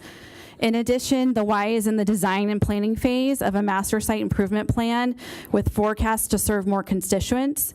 I think I also shared in my notes, we plan to move forward with the development of a parking lot in the north portion of the sports park on the existing service road, not compromising baseball field integrity, adding 130 more parking spaces, activating that service road driveway that already exists and is somewhat close to that proposed roundabout. The traffic study takes into consideration today's flow and driveway access, but we just want to have conversations about it, looking for the future, as well as impact on Saturdays with Little League and soccer usage as well. As it relates to Quail Gardens Drive, the YMCA programs and occupies the farm lab that the Encinitas School District runs from 2 to 6, Monday through Friday, as well as transport students to the farm lab from Encinitas Union Schools throughout the day as well. We propose that the roundabout also look to accommodate bus turns and spaces going in there as well. And finally, as just an option to pursue further, looking at the entrance of our south entrance of the Y, where the preschool and aquatic center is, that could be a great space for a roundabout, as drivers are driving up Saxony Road and driving down in rush hour to get to Encinitas Boulevard. Thank you.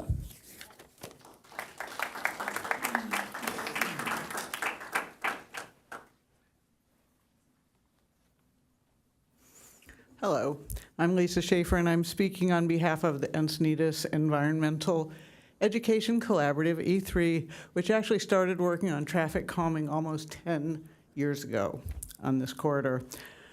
We want to thank the council and the staff for paying attention, for the diligent work, and we support the recommendations in general. Each of the individual organizations is speaking about the specifics of it. Ari Novi couldn't be here today from the Botanic Garden, but he sent in his comments strongly supporting this. And so we want to just thank you for the work, for bringing this up. We support traffic calming, and we hope that the staff will work closely, and we know you will, with the individual organizations in the E3 collaborative to fine-tune the details of the proposals. So thank you. Next speaker is Andre Gray with time donation from Andre Gray, followed by Steve Gherkin with time donation from Brett and Rochelle Cohen. Are you still present? Thank you. And then followed by Richard Stern with time donations from John and Donna Stewart. Are you present? Thank you so much. All right. Good evening, Mayor Kranz, City Council, and staff. I'm Andre Gray. I'm the superintendent for Encinitas Union School District. Encinitas is also a member of the E3 district. First, thank you for your tireless work that you do every day. I've appreciated the wonderful collaboration of the city and our school district through the Safe Routes to School Committee. I feel like we've made great strides with that work. We've all had a common purpose of keeping our students, our families, our sidewalks, and our roads safe. Therefore, I'm here to express my support for the traffic calming on Quail Gardens. As you know, Encinitas Union Farm Lab is located directly in one of the proposed areas for a roundabout. We support this project and also understand firsthand the importance of working within budget constraints. As the city considers options, please recognize that this intersection is one where hundreds of thousands of visitors come to visit the gardens, Heritage Ranch, and Farm Lab. Ideally, the project would contain a roundabout that is not only aesthetically appropriate for the area, but also one that supports the easy maneuvering of school buses, as this is a major consideration for EUSD. I appreciate your consideration and your efforts to address traffic in this area.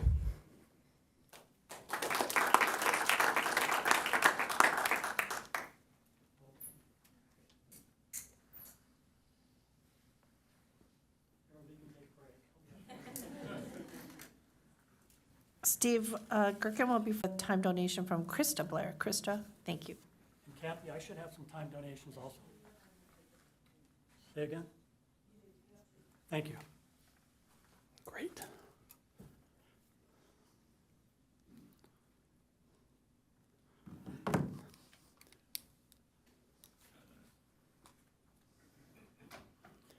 Good evening, Mayor and Council.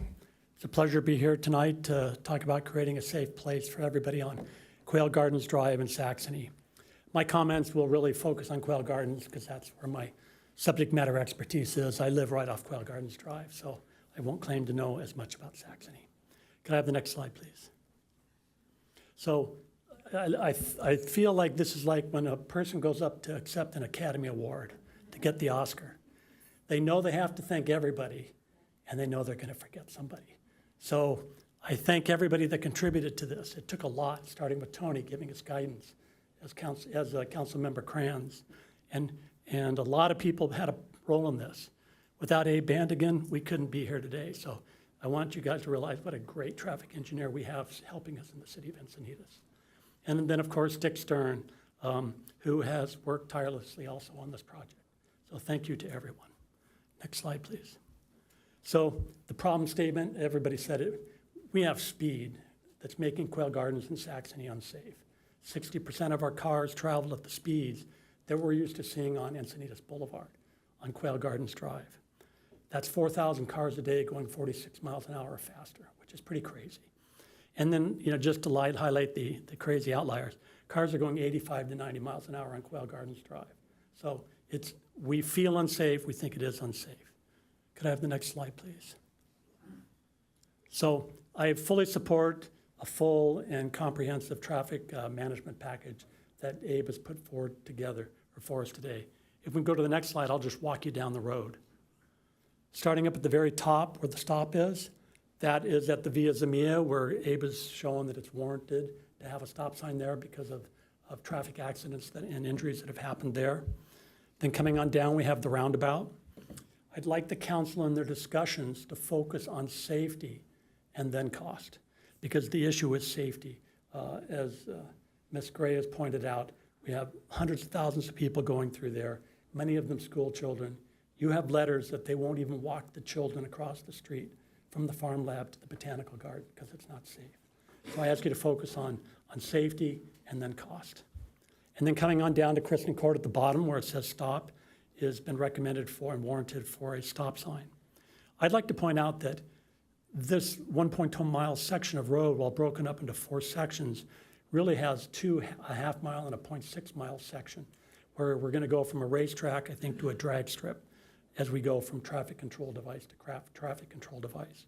So I've put up that we put in a raised table crosswalk down below at where the trail that comes out of Kristen Court, out of the botanical, or goes from the botanical gardens to the Encinitas Ranch.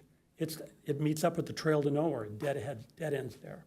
So that'd be a great way to tie the trail systems together and give people a safe raised crosswalk there and slow traffic down. And then likewise up above at the north, that could be up at L7, tying in trails, sidewalks, and the coastal food routes. What is it called? Their food farm, their food trail up there. So, and that too would be a raised sidewalk for people to cross and to break this section up even further. Can I go to the next slide? So why am I talking about speed tables? Well, we worked with Abe and the fire department, and we learned, it was really great education, why you can't have speed humps. Because it's not good for the equipment, it's not safe, it doesn't create an emergency corridor for them to respond to. But speed tables do. Speed tables can be used on collector streets. Speed tables can be used on emergency response routes. Speed tables work where the routes are 25 to 45 miles an hour and used for pedestrian safety. So that's why I'm asking to inject this conversation is to creating a little more comprehensive slowing of traffic along the entire length of Quail. Next slide, please. So let's make Quail Gardens safe for today and for tomorrow. There's 700 homes now. We're asking for help. Soon there's going to be 1,077 new homes, 1,077 new families. Let's make it safe now for our current residents, visitors, and businesses, and make it safe so we can safely greet the new Encinitas families along that corridor. And in closing, I would ask that if in the roundabout on Quail Gardens Drive, we think about, on all of these devices, I'm always advocating we measure. Are we getting what we wanted? So will we be able to measure, are we actually slowing things down? Are we feeling safer? Is there some way we can come back and visit this? Because if not, I say tear it out, right? It didn't do its job. But if it did, then that's great, and we know that these things do have value on those corridors. And lastly, at the intersection of the Botanical Gardens, the Heritage Ranch, Coastal Roots Farms, and the school, I would ask that that roundabout eventually be put onto the capital improvement plans for a really beautifully designed urban, gateway to the second busiest visitor site in the city, the Botanical Gardens and the ranch, and not have a concrete pod.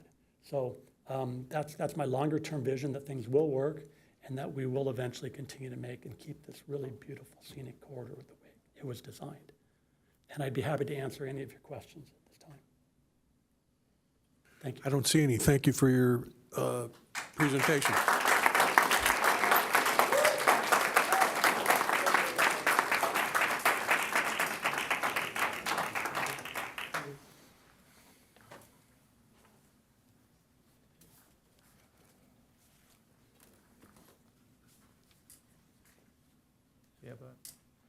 Thank you. Good evening, Honorable Mayor and council members. My name is Dick Stern. I'm the president of the Encinitas Ranch Community Association, an HOA of 500 homes that adjoins Quail Gardens Drive. I'm here also tonight representing the Four Corners Consortium formed last year to address concerns over traffic and safety on these two roads. I would like to thank the City Council and the city staff and express my gratitude for their suggestions and for their time over this past year. The consortium fully supports traffic mitigation measures for both roads. You need to address the issues on both roads together, otherwise you shift the problems from one road to another. We must keep safety of paramount importance, especially for our children. This is a brief chronology of events leading to our meeting tonight. We started this effort early in 2022, held numerous meetings with the council and city staff. This culminated in the council directing city staff to develop short-term measures in the fall of last year. This is a photograph of Quail Gardens Drive running north from Encinitas Boulevard on the left to Leucadia Boulevard on the right. The key takeaway from this slide is 1,777 housing units plan to go in over a 1-mile stretch of road that represents over 40% of the total housing units approved as part of the prior housing element. This is a brief summary of the problems that we've identified, with bicycle and pedestrian safety being our top priority. Many students use Quail Gardens Drive to go to school, and we believe that this road is going to experience serious accidents if nothing is done to mitigate traffic and improve safety in the near term. Steve pointed out a lot of data regarding traffic speeds, and these are some of our other key observations regarding traffic. This road is the only means of ingress and egress for all residents who live along Quail Gardens Drive. The road is so narrow that it is difficult, if not impossible, for the sheriff to enforce speed limits. And we must not forget that most CFD1 residents live along this road and already are paying for infrastructure, including roads, and they pay the highest Melrose taxes in the city. In addition to the staff recommendations, we would like to see 2 speed tables installed, and this aligns with the comments that Steve Gherkin made. One adjacent to Quail Park and the stormwater drainage basin to the left of the proposed roundabout, and another adjacent to L7 on and to the left of the proposed stop sign at Via Zamia. Speed tables will not only slow traffic, but enable the city to further extend their trail system and make it safer for pedestrian road crossings.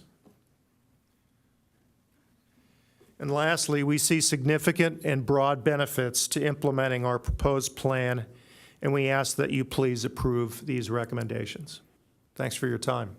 Thank you.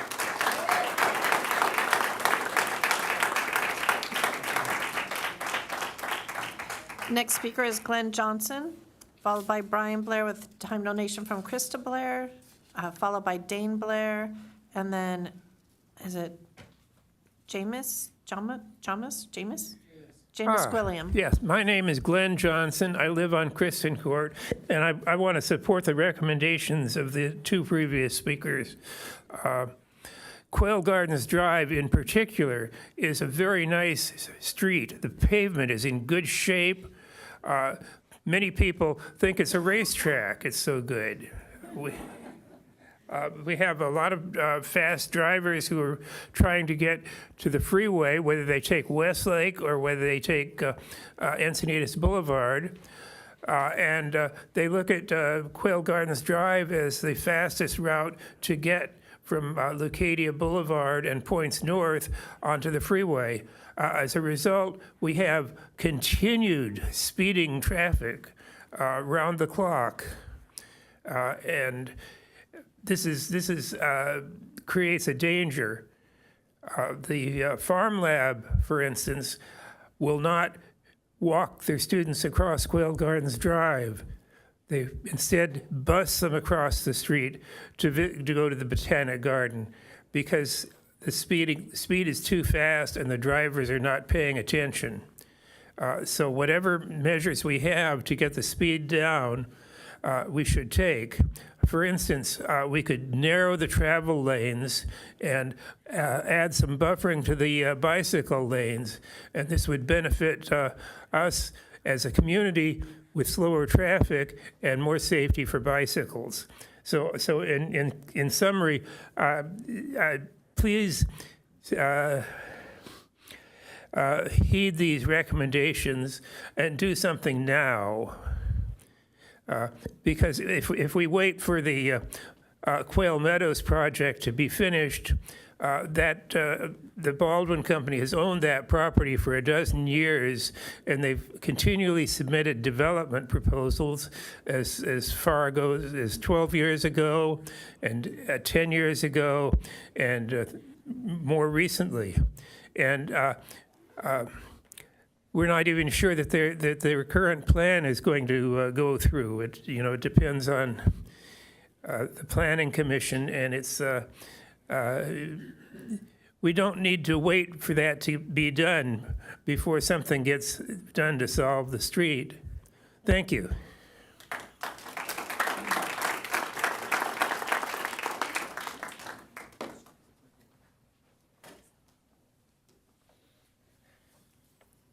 Which one is it in the clicker? Okay. Good evening, Council, Mayor. It's great to be here. It's powerful to see a democracy in action. And it's a privilege to see how ordinary citizens and the people who govern can come together to move a city forward. I appreciate the opportunity to add my voice in support of safety tonight. We have a problem on Quail Gardens Drive. We have a dangerous road about to be made more problematic by the addition of thousands of new residents in the immediate vicinity. Fortunately, we have people who care. We have citizens who want a safer road, and we have a city council that's willing to listen and consider a solution. It's not going to the next slide. Oh, there we go. Quail Gardens is a street that has changed over the years. It wasn't always a through street. Not everybody knows this, but it changed when Encinitas Ranch was built. It was designed to resemble a winding country road, but it has indeed become a raceway, in part because it's one of the longest unbroken stretches in all of Encinitas. And now the area is changing again. We have 2 developments underway and 2, maybe even 3 more coming to this stretch of road. It is incumbent on the city to make it safe. So what are the facts? It's a 1.3-mile stretch. The immediate population of the vicinity is about to double. And on the east side of the road, we have the Encinitas School District's farm lab, hiking trails, a small park, and some of the golf course. On the west side, we have the Botanic Garden and a large number of residents. The only way to get safely as a pedestrian from one side or the other is via a crosswalk deemed unsafe by the farm lab. And as was just mentioned, they bus kids across the street. I don't even think we need to say anything else. So what's wrong with Quail Gardens Drive? The speed and volume of cars deny area residents reasonable access. Left turns are frightening. The posted speed limit of 35 miles an hour is ignored all day, primarily by cut-through commuters that are going 50 plus. The bike lane is unsafe. Because the road is narrow, the bike lane is narrow, there's no buffer, and when you add the speed of vehicles on top of that, it is scary every day. Sometimes my right side mirror of my car feels like it's 12 inches away from the left handlebar of cyclists. Southbound cars from Kristen Court that are going around to Quail Point Lane speed around a blind turn, making daily egress it's just dangerous, it's scary. Vehicles consistently veer into the bike lane due to their high speeds and because of the width of the road. As is pointed out, the lack of a contiguous sidewalk means residents cross the road at random points everywhere. Also want to point out, I think accidents are underreported because my understanding is that if there's not an injury, it's just considered an incident. That's what I learned by contacting our police officers. Okay, so here's some examples of the danger. Just some random pedestrians crossing because they cross wherever they can. Look at that vehicle in the bike lane, that second image. I see that every single day, and it's frightening. And then, of course, the bicyclists ride on the sidewalk to avoid the bike lanes and the speeding cars. If we could slow this road down, that wouldn't happen. As was pointed out, the residents in the area have wanted a safer road for a long time. The last effort to do this was in 2014. And the transportation firm Fair and Piers, right here in San Diego, recommended a number of traffic calming and pedestrian measures. There's an article from The Advocate from 2015. They said, let's do an all-way stop at Via Zamia. Let's do raised sidewalk. They wanted to do a roundabout. They even suggested a speed table, and their suggestions from 8 years ago align with the current recommendations from our city's engineer before you tonight. If I can go to the next one, it's not going for me. Okay, so tonight we have a skilled traffic engineer in Abe Bandigan who has presented a great solution of 2 stop signs and a quick build roundabout. While it appears simple, it's very smart because it breaks up this speed of this stretch of road at key points. It addresses speed and feels obvious. So I think everybody here tonight will support this recommendation, including me. So I hope the council approves this plan and allows these very simple changes to be made. I can get to the next one. So let's do it. But as was pointed out earlier, let's also really consider pedestrian safety and consider some speed tables or just some way to get access from one side of the road to the other. Right now there's nothing. There's a crosswalk, there's no stop sign, there's nothing.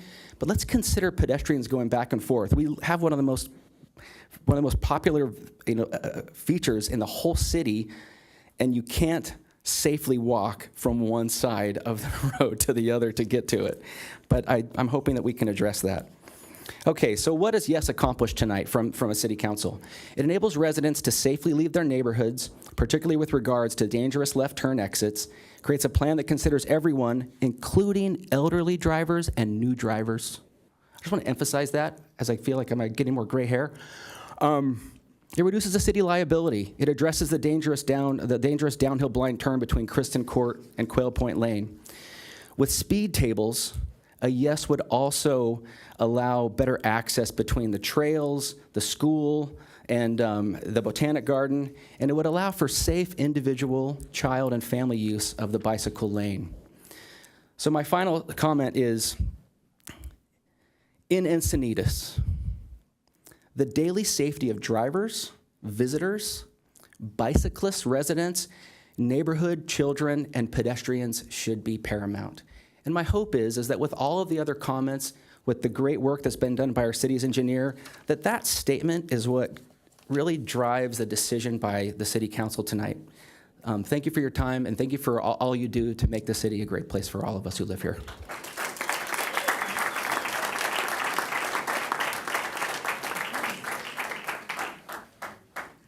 Good evening, Mayor. Good evening, City Council.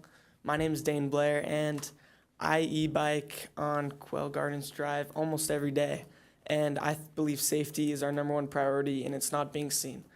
And I believe that we can slow down cars, we can help cross people, pedestrians around, and it can really just make Quail Gardens Drive safer for people that are living here and people that will live here when the apartment complex is built and everything is set underway. And as an e-biker, I believe that the e-bike safety is just not there. There's nothing. And I think that it can be made a little bigger. The stop signs will definitely make cars slower, so that'll make everything better. And I have a story. I biking home from school one day, my dad told me to go on the sidewalk, and he was very passionate about it, and he made sure that I did it, and he watched me go safely back to my house through the sidewalk. And at first I thought he was crazy.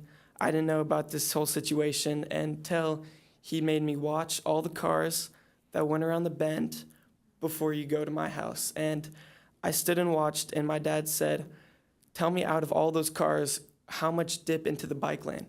And at first I thought it'd be 1, probably 0. But as I watched, 5 out of 10 of those cars dipped into the bike lane, going too fast, too much into the bike lane.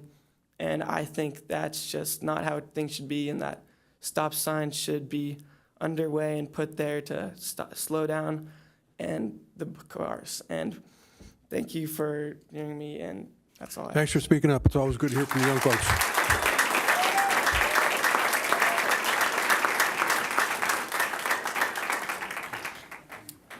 Jameis William. I live on Quail Gardens Drive and Channel Islands. I live in one Channel Island community. I grew up here in Encinitas. Actually went to preschool at Glen Park when there was a preschool there.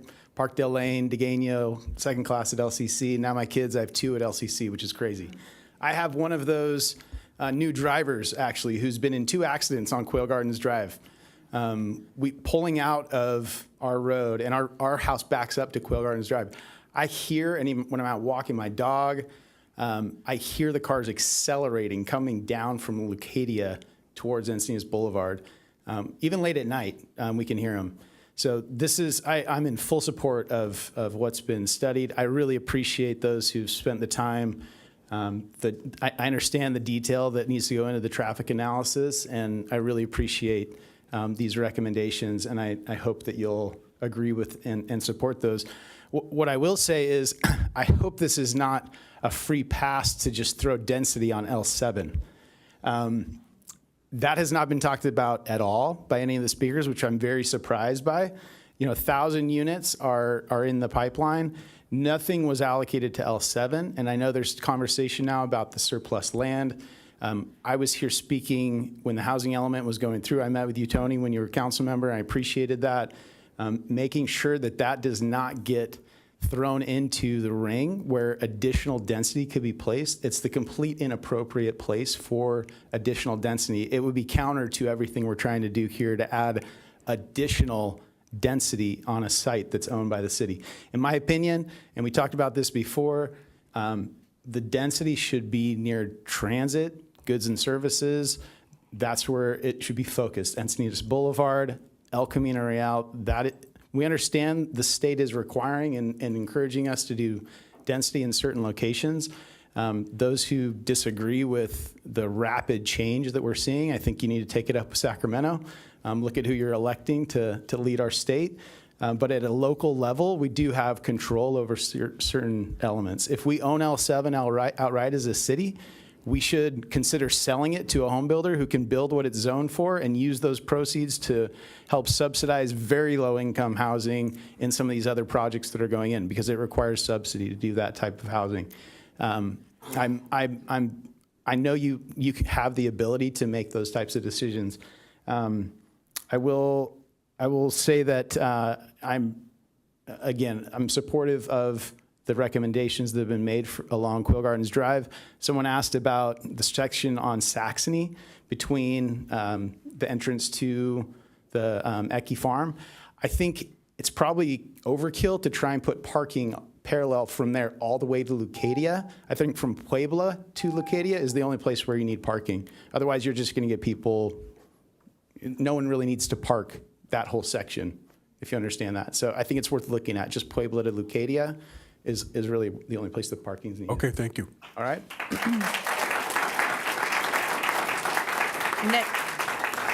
Next speaker is Anna Osborne with time donation from Jacob Osborne. That was just a mix-up. We were both donating our time. Oh, you were, okay. Then the next speakers are Jeff Cadman, Greg Culligan, and then Chris Calkins. Is Jeff here? Okay, how about Greg Culligan?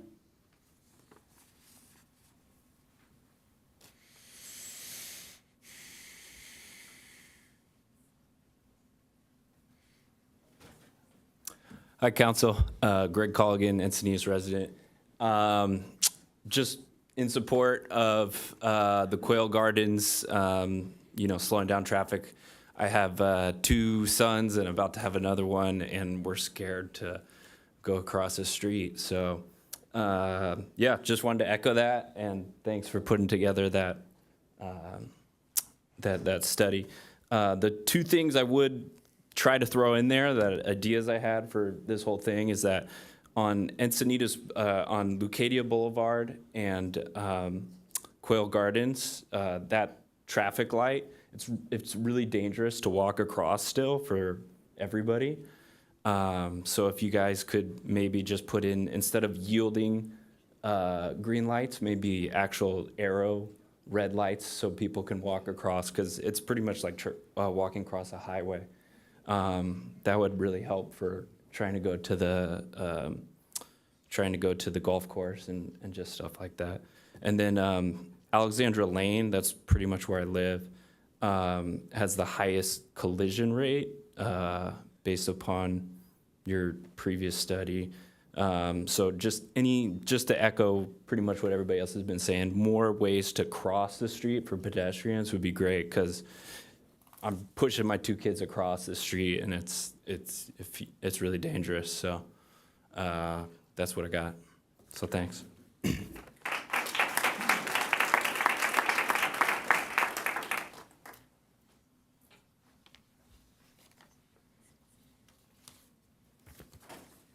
Hi, I'm Chris Calkins. I'm just here to say a couple of things. Number one is I support the recommendations that have been made.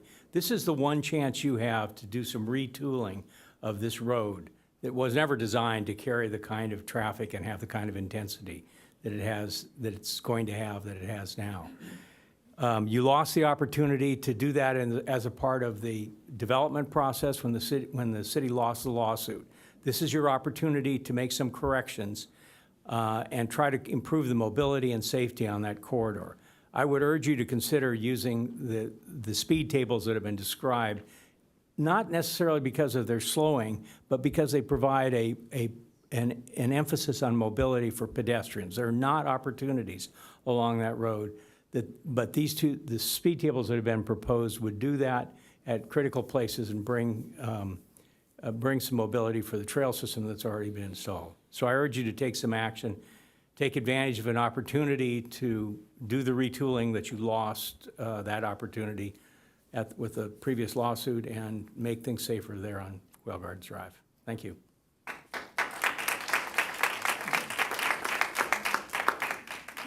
And Mayor, that does conclude public speakers. And then we had 22 individuals who registered support for the recommended action but did not wish to speak. And then 5 individuals who registered opposition but did not wish to speak.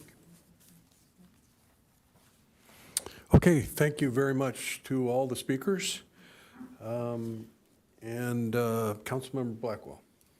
Yes, thank you. I do appreciate everyone who who wrote in and also came to speak tonight. I appreciate that very much. I'm going to start with a couple questions, and I'll just conclude with my brief comments. So I'll direct the questions to staff.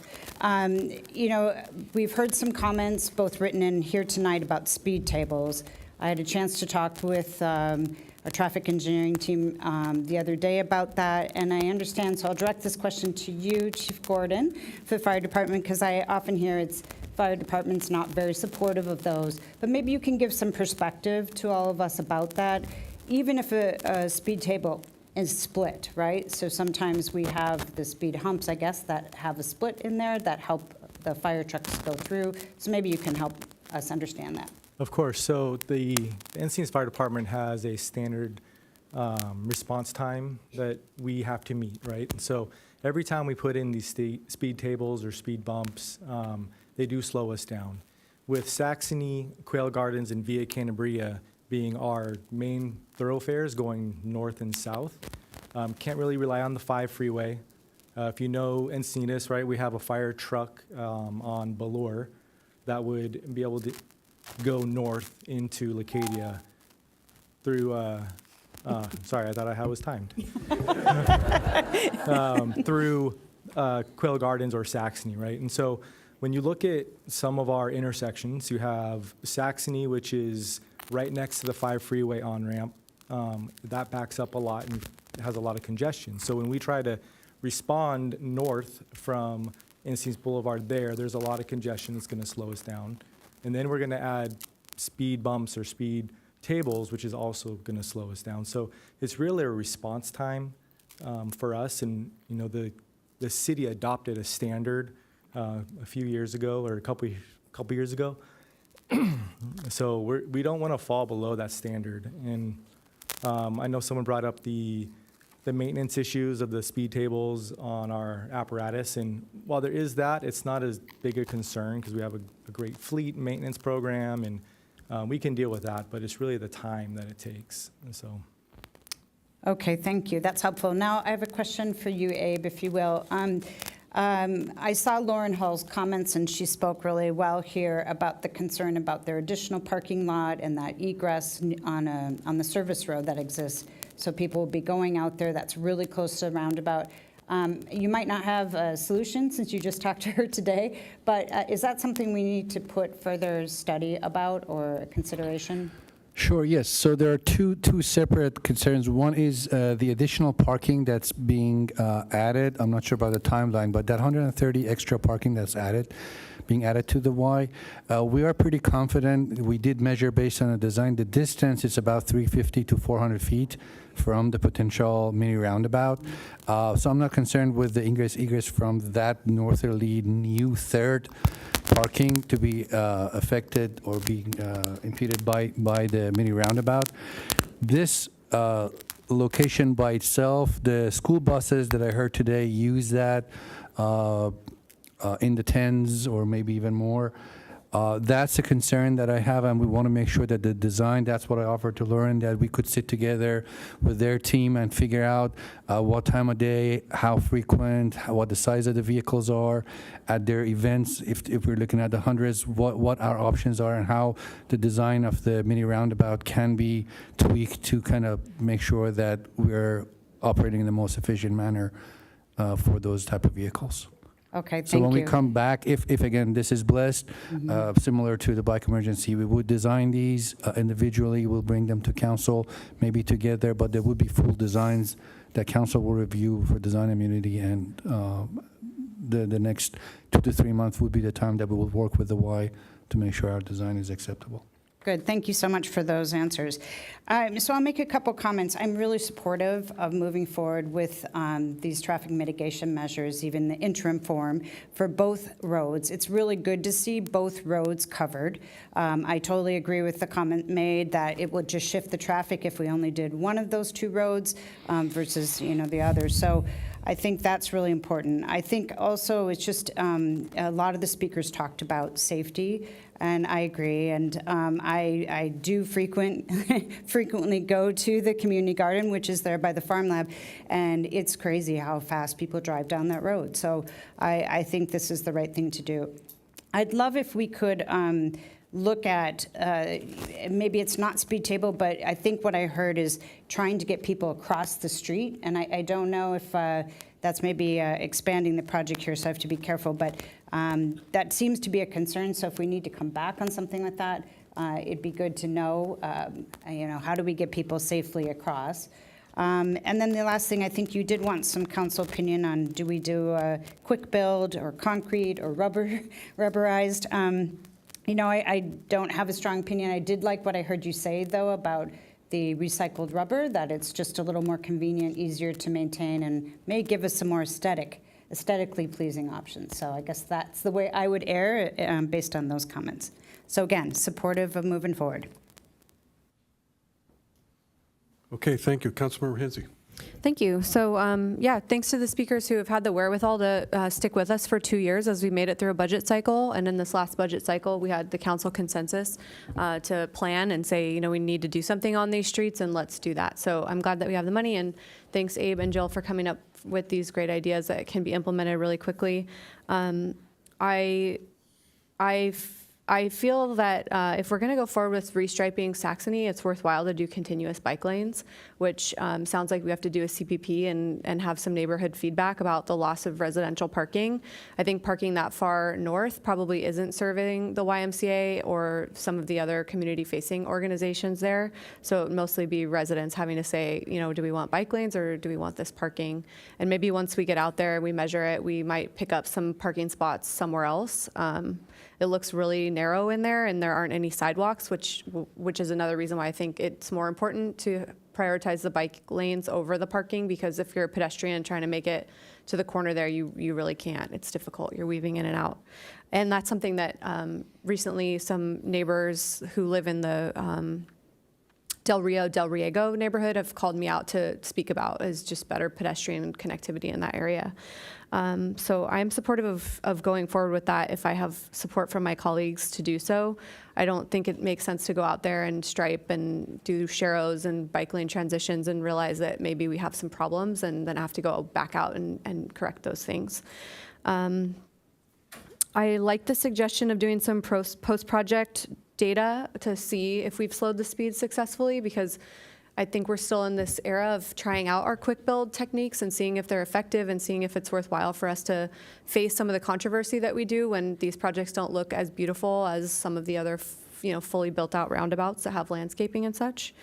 I am supportive of what Councilmember Blackwell suggested. If speed tables aren't in the cards, it sounds like we do need some east-west connectivity between these areas, and so where are opportunities to do that in the form of crosswalks? I understand that might not be as part of this package and the funding that we have available, but perhaps next year. And then something that I heard from Brian's son's testimony about the bike lane width and seeing some of the photos of the encroachment of trucks into the bike lane. I don't believe we do have a bike buffer on this stretch of road. How wide is the travel lane? Is there room to add a buffer, or would we have to actually like scrub what the existing paint has out there to make that possible? Yes, Councilmember. Unfortunately, the width there between the median and the curb is not enough the lane is already, I believe, at 10.5 or something. So there's really not enough room to add a buffer by the bike lane. And the bike lane is narrow. It meets the standard. It's not substandard. But I guess when the road was designed and built, it was built to the minimums. So there's really, short of trimming the median, no opportunity to add a buffer. Okay, that's too bad. But what about in the areas, I think I hear there's a bit of an acceleration where there's a curve, and that's where the encroachment on the bike lane's happening. Could we do some vertical bollards to slow down cars there and protect cyclists? Unfortunately, MUTCD, I think it's a national MUTCD and California follows, does not allow without a buffer implementation of a vertical element due to concerns of riders being hit and fall down. So we don't, without a buffer, we don't do verticals right on the line of the bike lane. Got it. That makes it tricky. Okay, so it sounds like there aren't many more restriping opportunities there than those that you didn't already uncover. Let's see. One thing that did come up, now that we have a lot of residents on Quill, the signal at Quill and Leucadia, Council is already aware, the signal at Quill and Leucadia will receive a protected left turn. The equipment is ordered, contractors hired, fully funded by state grant. We anticipate a start of construction in November. That's great. That's really exciting. Are there any enhancements that we can make to the crosswalks of that intersection at the same time, or are those pretty good? I think they're already continental, but usually when we upgrade a signal, we upgrade all the curbs, ramps, corners, crosswalks, push buttons, everything that comes with the signal. That's great. So those we'll be looking at those opportunities Absolutely, when we install yeah. a signal. That's great. So that was for that speaker back there. I don't know if you caught it. And I think that's it. I just wanted to lift up also Lauren's comments about making sure we're working in harmony with the YMCA and figuring out what the right dimensions and geometry are for the roundabouts. And to me, it sounds like there's a lot of support for the bolt-down version, even though they are $25,000 more. We might save money in doing that option because we won't have to grind and fix and retool a concrete permanent one. So I am supportive of that. Thank you. Before we move on, I want to do a little housekeeping here. We're on item 10A, and we actually have 10B, 10C, 10D, and 10E. And so I have made the decision to move items 10D and 10E to a future agenda. And 10E is a public hearing, so I am actually going to continue it to the 9/20 meeting, which is a date certain continuance of the public hearing. And so I apologize for anybody who came for those two items, but with that, we can continue our conversation. Councilmember Ehlers. Okay, yeah, I'm impressed and happy to see the community consensus and everybody seemingly on the same page. Wow, it's great to see everybody getting together and agreeing. I support the recommendation. Had some questions about the design of the roundabout at Quail Gardens Drive. My understanding, looking at it today, I drove by it, of course, their curb cuts down right on the corner, and I know in a roundabout, even in a mini roundabout, you move the curve cuts up street. And so are we going to take out the current curb cut and put in 2 new curb cuts? Correct. I thought it was shown on there. It It shows the new ones, but doesn't show the old one, yeah. So that means we're going to do a lot of concrete work just on the curb. Now, the bolt-down portion is all in the center, right? Isn't that, you're not bolting, bolting down, whatever. You're not using the rubber on the outside. That'll all be concrete work on the sidewalks with the curb cuts, right? Sidewalk, correct, but we would, the channelizing, I guess, tapers, that's also something that we can add. If you look at north and south and east and west, we have these triangular, sorry, it's not on. There's a picture in the staff report showing the one in San Diego. Yeah. That's perfect picture to bring up. So my question is, can we take the opportunity, since we're doing quite a bit of concrete work there, can we help you with as we fill in the exact corner and we add where you have the red brackets, I think it is, would that let you help adjust the geometry?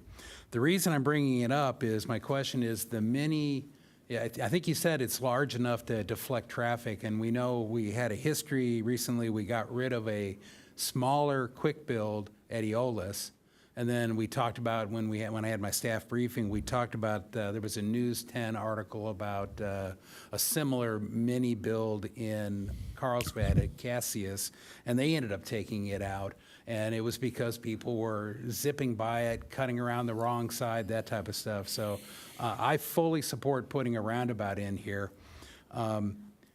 Coupled with the concrete work we're already going to do and already have to pay for, I totally agree with several people made aesthetic comments. And this is, how many visitors to San Diego Botanical Gardens? And we've got all the kids coming and students coming to the farm lab.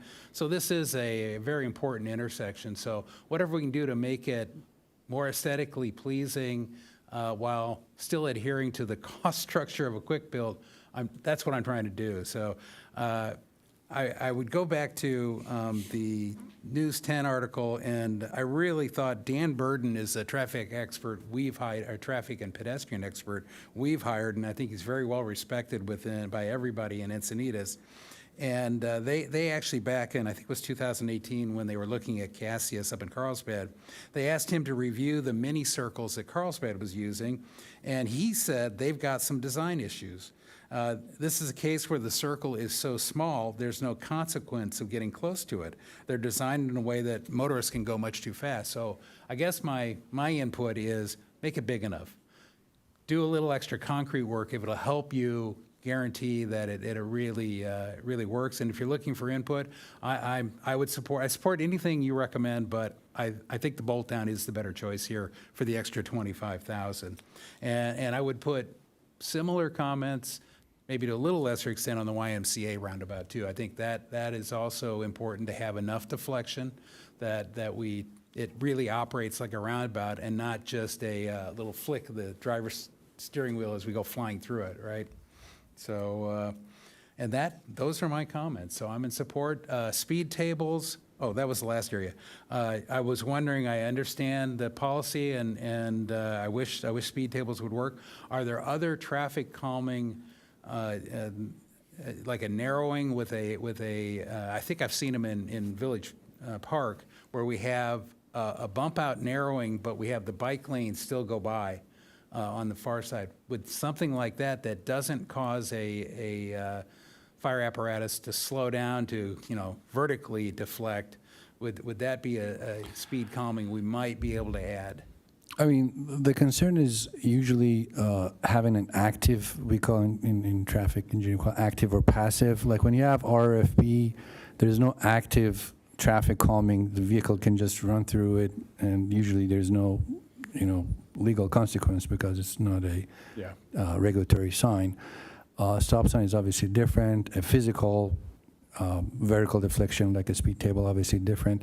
Because of the median there, we really don't have any opportunity to create any kind of a horizontal deflection like the types of chicanes or chokers or bulb outs. It's like a 15-footer between the side of curb and the edge of median. And there's a 10-footer lane and a 5-footer bike lane. There's really no opportunity to create any kind of a horizontal deflection to slow traffic down. Other than the 3 new intersections that we're introducing, the new controls, the 2 stop signs and the mini roundabout, I personally don't like to introduce a new crossing at a different location just with an RFB. Okay. I would like to interrupt, sorry. The one thing I would point out is that the staff report says, if approved, staff will return with a revised cost estimate when bringing a recommendation forward for final design approval and design immunity. And so I would like to move that we approve options 3 for both Saxony and Quail Gardens Drive and have city staff refine the proposals that we see here, taking into consideration some of what Councilmember Hensy brought up about Saxony. We have these 2 other items still to go. We have what appears to be a lot of consensus, both in the room from the speakers as well as the council. So with that, I'll second your motion, and let's move forward fast, and the Yes. speed tables can wait, and we can look at them later. Yes, and however, I will say that while I respect the chief's, position about every second counts and any impediment to speed is going to impact the time, the trade-off is that when you slow people down and you let people safely cross, you probably end up with fewer emergency calls. So the one thing that we're talking about here is a policy issue, and the 5 of us have to get to a point where we're weighing and balancing all of these very important issues. And so while I concur that we can kick the speed tables down the road a bit and accelerate these recommendations, I think a lot of what was said here tonight about the speed tables is very important. There's a trail that goes through the Leech Tag Ranch, a food forest trail. So creating a speed table in the vicinity of that trail, to me, just makes a whole lot of sense for people that are going to be walking through the neighborhood. So, Mayor, Deputy Mayor Lyons. Mayor, if I may, before you vote on this, one concern about Councilmember Hensy's suggestion north of Puebla with regards to removing sharrows from the plan and going for bike lanes by conducting CPPs. Because of the huge parking impact, I got to talk to our planning department with regards to Coastal Commission and environmental. That would trigger a bunch of different things that would be way longer than the 2 months we need. I'm okay. If possible for council, give us 2 directions. Let's implement this. If council is blessing this, sharrows are easy to remove. Let us put the sharrows, and you can give us a second direction to start with the community participation meeting and go through the environmental and coastal if it triggers those, because I don't want to hold the whole project hostage of that whole process, which would definitely be longer than 2 to 3 months, if that's what council wants. You okay with that? Yeah, that sounds like worked well for me. If you're saying that we can do the lane narrowing and get some speeds down and achieve some speed limit, some speed reductions while we put the sharrows in, I think that that's acceptable. Deputy Mayor Lyons. Thanks. Mayor Cran said what I was going to say, so I'll just add 2 comments. One is, as far as the rubberized bolt down, looking at the exhibit that we have here in front of us, you were saying that the tapered areas, which are kind of the elongated triangles, would be the rubberized bolt down as well. Yes, so. And I think that's important for the success of the geometry. I just want to manage expectations in that other times, and you'll see there on the upper left, we've also had to add the bollards, and we've also had to add a lot of maybe extra signage. So I would not be as in favor of seeing that with bollards and extra signage. So I just want to make that point. We kind of went through that exercise already in the other neighborhood, and I just want to manage expectations that it will look more like the picture here on the bottom, perhaps with our own minimal signage ultimately. So I think that's really important. And otherwise, I support the motion. Quick, Bruce? Yeah, I just wanted to make sure option 3, and minimizing bollards as a friendly amendment. I'm good with that if you're good with that on the motion. Yeah, and you got to work with the YMCA on all of this engineering of any potential roundabout. And can I also just mention the E3 as well as working with the E3? Because I think the E3 on goes the without saying. Quail Gardens Drive thing is, and the E3 will be heard, I'm sure. Thank you. Okay, we're ready to vote.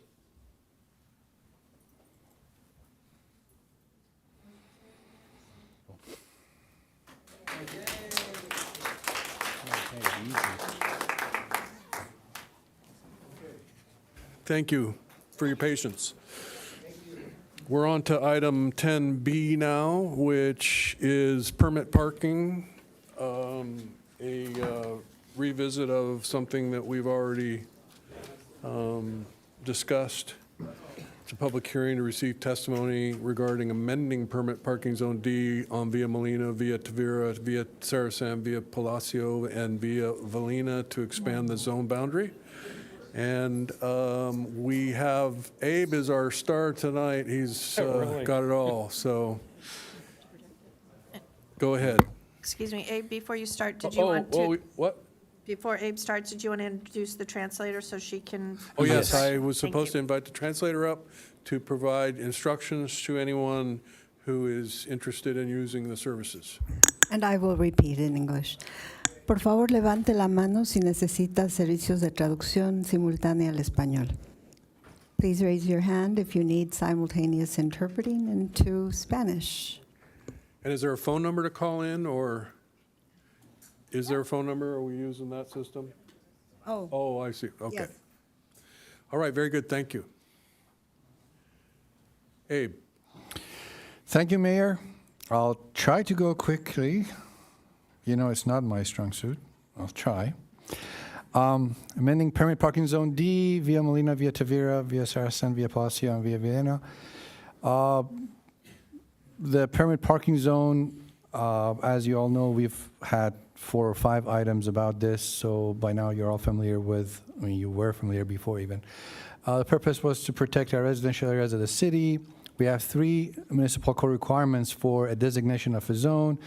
A proposed zone has to be designated residential use. The zone has to be used as an on-street parking for commercial, commuter, and other non-residential parking purposes. And the non-residential parking within the proposed zone should adversely impact the residential character and quality of life in the proposed zone to justify the permit zone. A quick history, May 2021, we received requests about evaluation of a permit parking zone north of Via Molina. In August, MTSC, Mobility and Traffic Safety Commission, recommended staff move forward with evaluation. Staff evaluated. At that point, our interpretation was that the zone did not meet the municipal code requirements, mainly due to the residential, non-residential parking definition that we had. Staff recommended denial to MTSC. MTSC heard the residents and decided to support the approval of the permit parking zone. In February this year, City Council reviewed the item and found that the request does meet the municipal code requirements with a boundary adjustment that Council made that night on the dais. The zone was established in April, and in June we signed it and posted, and permits were issued, and parking enforcement began July 1st. We installed all the signs. This purple boundary shows who is right now eligible. The resort was included on those 4 streets. Single families were included. Initially, the community only requested preferential parking north of Via Molina. At the meeting, as mentioned, council decided to include the residents of the resort because it was found that they do park on the street, and council's opinion was that they should still have the right to park on those streets because they're already parking. And staff was directed to include the resort in the zone. And we've given the residents of the resort also permits. After this was implemented, we found that, obviously staff's fault partially this, that the residents of Ritz Colony and the Cape, these 2 properties on Encinitas Boulevard, were not invited to those council meetings when we sent out invitations. We did not notice that these 2, because obviously the fact that they're off of Via Molina, we didn't notice that they don't have any other parking. Via Cantabria is no parking, Encinitas is no parking. And they contacted us immediately after they noticed the signs. We had around 15 residents from Ritz Colony contacting us, another 5-10 from Cape, calls, emails. the manager / owner of one of them came to the city hall. We had conversations, and they expressed that we were parking here and now our residents, and they provided us information about the number of units they have, the number of parking each unit has. Our evaluation was that, okay, well, they were missed, and we know what council's thoughts were at that night, that whoever is using this area should be able to get a parking. So we decided to bring this item to council and provide the information. So this is, as I mentioned, in February, they were not invited, and this is where they tell us that they historically park in the area. Our suggestion is that these two residential complexes who used to park in this area before be added to the permit parking zone to be able to park there. Some of them right now park apparently on Beach Street from what we hear. They cross the signal on Via Cantabria. Some of them probably still park on Via Molina and sometimes get a ticket maybe. But they do have parking shortage from the numbers that we got from their complex. Okay, thank you. And I was supposed to announce that this is a public hearing, and here are the procedures. The staff report is given, which just happened. And I'm going to ask now my council colleagues to disclose any other information that you have received that is not included in the staff report. We'll then have preliminary questions, and then we'll open the public hearing and hear from speakers, and then we'll close the public hearing, and council discussion and action will follow the closure of the public hearing. So, Councilmember Blackwell. Yes, thank you. I have had conversation with one of the residents who lives in the permit parking zone, who is advocating for the zone. So I've had that conversation with Wendy Shalhoub. I had a similar conversation, but I believe the presentation that the group was going to give was sent in to all of us, so nothing really to disclose. I had a conversation with a resident of Ritz Colony expressing the desire to be included in the parking program. I have nothing additional to disclose. And I met with Wendy Shalhoub also and got some data that she has collected. That means we are now asking preliminary questions if there are any. Seeing none, we will open the public hearing and hear from speakers. We do have three: Ohad Zur, Tony Julapur, and then Jesse Schluntz. Can you put the slides, please? And I have contribution from two. Yeah, you have two. Yes, I see them present.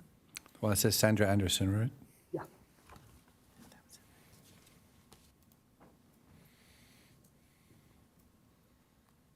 Perfect. So first of all, council members, mayor, staff, good evening, good night, I should say.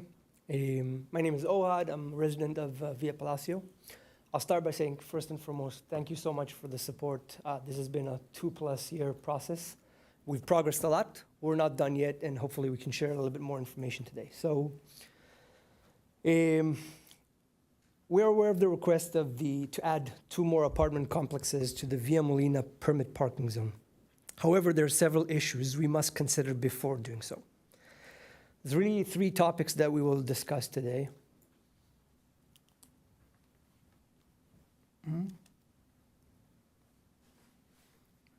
Just let me know and I'll go to the next slide. You want to go? Next, oh, sorry. You want to go to this one? So, next one? Yeah.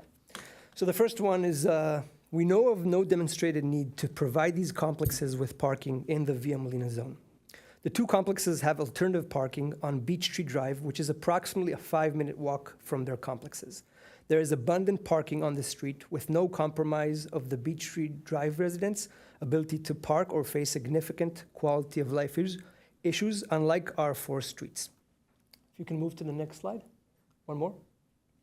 There's 2 pictures here, both taken at 5 a.m. in the morning, 2 different nights, just showing a lot of spaces that are open, maybe 5, 6 cars on the street parked there. 2 more slides, please. The Addition complex is advertised that public transportation is available with 2 bus stops less than half block away. They also mention that the apartment complexes are within walking distance of multiple shopping centers. The Ritz has the required 1.5 parking spaces per unit as stated in city guidelines. The newest Encinitas guidelines state that this should be adequate parking capacity if tenants walk or use public transportation. So these two complexes are telling you that they need more parking. Granting them even more public parking contradicts the rationale of the city gave for decreasing parking capacity requirements for future new apartment complexes. Next slide, please.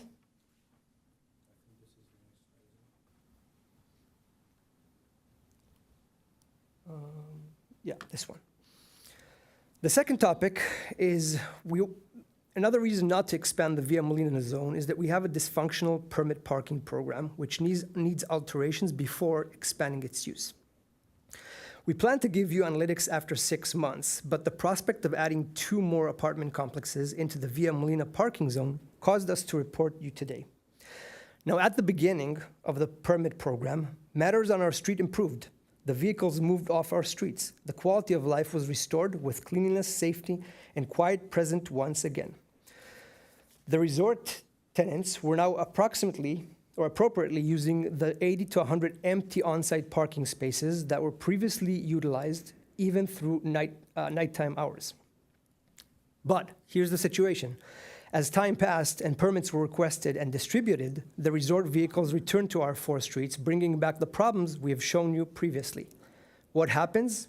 I think it's very obviously, right? Resort occupants are intentionally ignoring regulations and or circumventing them. Next slide, please. Guest passes and resident passes are being regularly abused. Guest passes are being used by vehicles that are parking on our streets for weeks and months.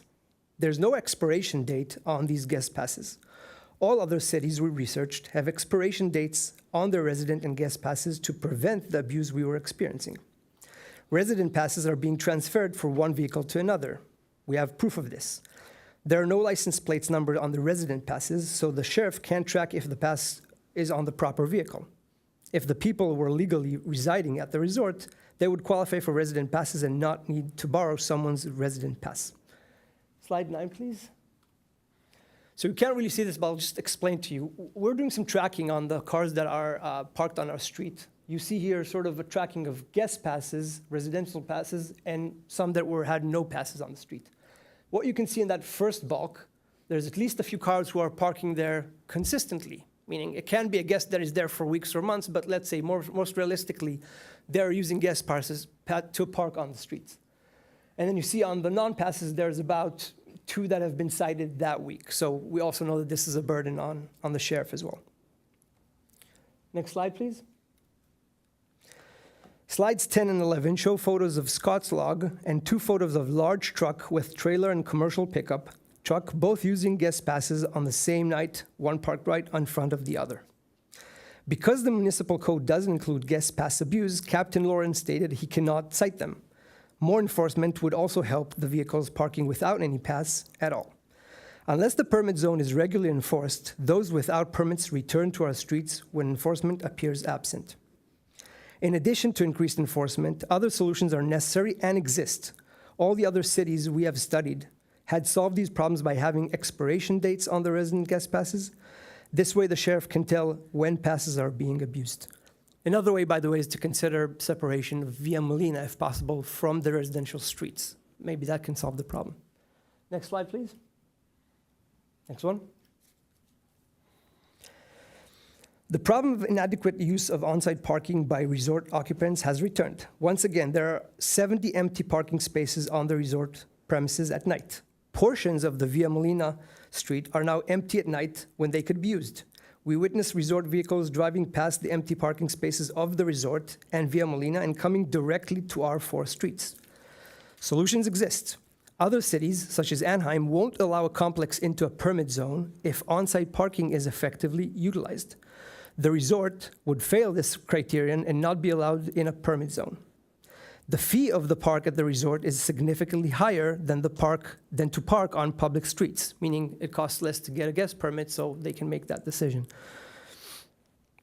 Some cities, such as Santa Ana, issue only resident passes and not guest passes to apartment complexes within a permit zone. The resort has 2 private streets of guests. Why is Encinitas even issuing guest passes for resort tenants?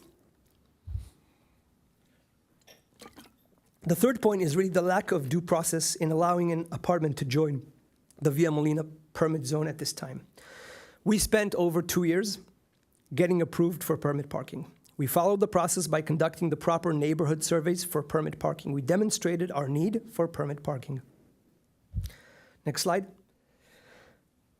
Since the city has no code on the books to handle the situation, you must follow the precedent set in 2019 when Saxony Village Apartments requested joining the Seacrest Way permit parking zone. They demonstrated their need to join the permit zone because of clearly inadequate on-site parking and nowhere else park except the Seacrest Way. They also submitted their tenant surveys when applying for permit parking.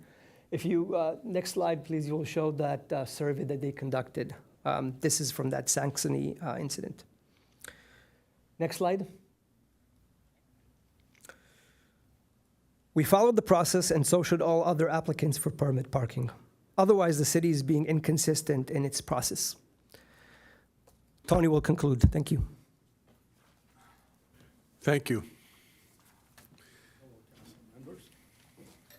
Tony representing Via Palacio.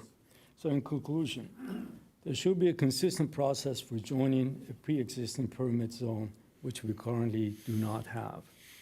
A clear need for a complex to join and all the alternative solutions should be explored before allowing a complex in a zone. These apartment complexes have not followed the process our neighborhood or Saxony Village Apartments complied with when requesting permit parking. Problems with our current permit parking program must be corrected before expanding permit zones. Just to continue, an effective permit parking program will alleviate future tensions between multifamily residences and single-family residences. Many other cities offer viable and proven solutions to the shortcomings in our current parking permit program. Thanks for your time.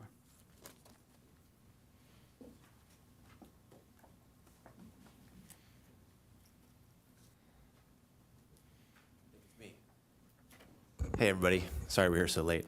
My name's Jesse. I live at the Ritz Colony, 1190 Encinitas Boulevard. I have one resident parking pass for myself, and so when my father or a friend comes in from out of town to stay overnight, the go-to used to be Via Molina, and used to be public, and it was kind of a first-come, first-served thing. And then a few months ago, we're like, what the heck happened? All of a sudden, you need permits, and I had to valet my dad's car. He's 87, so it's a bit of a situation for him. Ohad, love you, man. It is a very long hike from Beach Tree, just saying. That's okay. We all need to get in better shape anyway. But yeah, so an option, yes, but a very far away one, quite a hike. So basically, my request is simply to please consider either, I really want to, first of all, be sensitive to Ohad and these residents' situation. I wouldn't want a bunch of people from a bunch of complexes populating their cars outside of my residential street when there's that big, Via Molina that could be kind of either a first come, first served situation again, or maybe, like they were saying, a more secure guest parking permit situation. I think he's probably right. People probably are, copying them and stuff like that, because when people need parking, they get kind of industrious. I don't know what's going on with the resort parking with all the open spots. I can tell you those boys get pretty rowdy over there, but that's a whole different other situation. Let me see. So there's also a very large red section of curb up on Via Molina, probably a legality. I'm aware that you guys probably have that sorted, but if we could maybe open up that top section a little bit, that could open up more parking. I don't think Via Cantabria is really an option for more parking for the Cape and the Ritz, because aesthetically it probably wouldn't be that great. And you'd probably have to cut into a hillside and things like that. But really, just a solution that meets the needs of what the residents of my complex, the Ritz, used to be able to tap into to get realistic parking. That's really all we want back, is just the ability to take a guest who has to stay overnight and not have to valet them from, I think a half mile is about the closest you can get without the access to Via Molina. So thank you for that. I'm sure there's an awesome solution, so let's put our heads together and figure it out. That does conclude public speakers.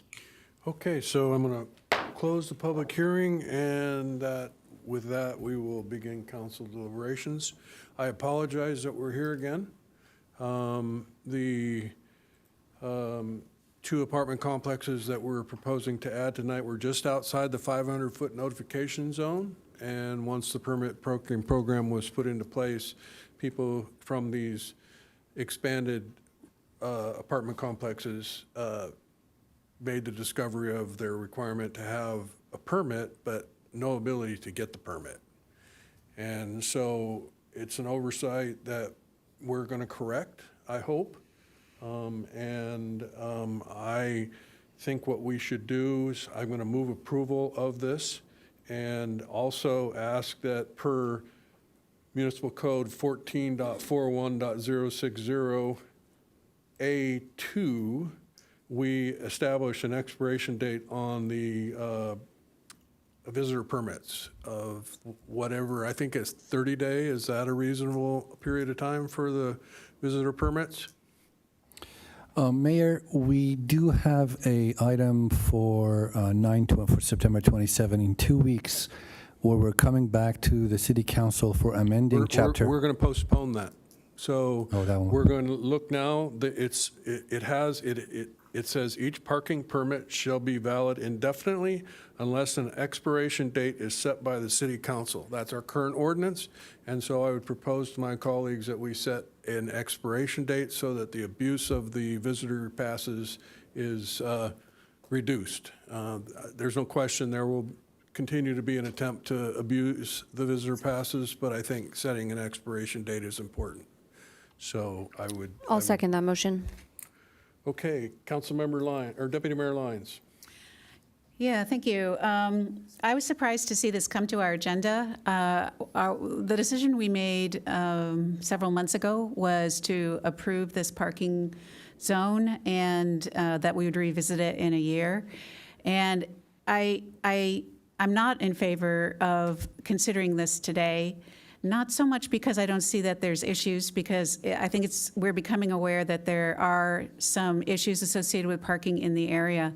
So it's not that I don't think we should address those, but what my concern is that by adding two new residential areas to an existing parking zone without also adding additional zone area, that we're really doing something with our parking zone policy or parking zone procedures that could end up being an issue for us. I think this deserves a little more time and some more consideration of what are the options for parking solutions in the broader geographic area around this parking zone, instead of burdening this, what I consider a small parking zone, with two more residential establishments.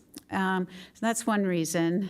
And the other reason is the fact that it seemed to take us quite a while to get through this on the first round with working with the community to create this parking zone. It was very, very, very thorough and well considered, and many opportunities to speak on it. To change it so quickly in such a dramatic way, where even I'm surprised it showed up on our agenda, I think is a little too speedy, and I'd prefer to give this more time, first of all, but then more opportunity for the public, who has been so engaged in the whole couple years, to understand not only what the issues are for the neighboring apartment complexes, but what the broader range of issues are. That time will tell us more about as we go through the year and revisit this. Councilmember Ehlers. Yeah, and I'd love to echo that. I want to echo that exactly. We really didn't start enforcement until July 1st. So we're only 2.5 months into this program at all, even trying it. And we saw an immediate change, and it's coming back. I don't think we've gotten to a point where we can draw any firm conclusions yet. So I would support delaying any action on this. I do agree with the expiration date. I think that's a great idea. I think there are actually enforcement issues that could make it a lot easier. We'll learn in this next few months, and The night that we did discuss this, we talked about bringing it back in a year. You know, if we want to bring it back in 9 months, I'm good with that, but I want to see more than 2.5 months of operation in order to figure out whether we need to expand.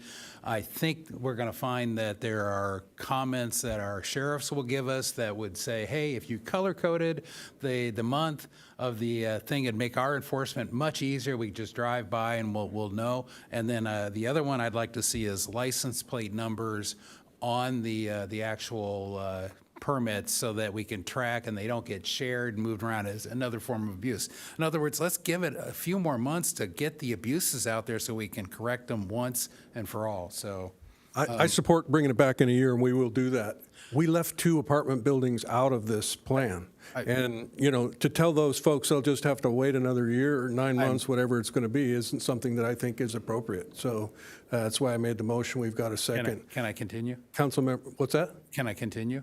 No, we're going to wrap it up. We got another. So you're cutting me off? Yeah, that's Okay, correct. just be clear. Yeah.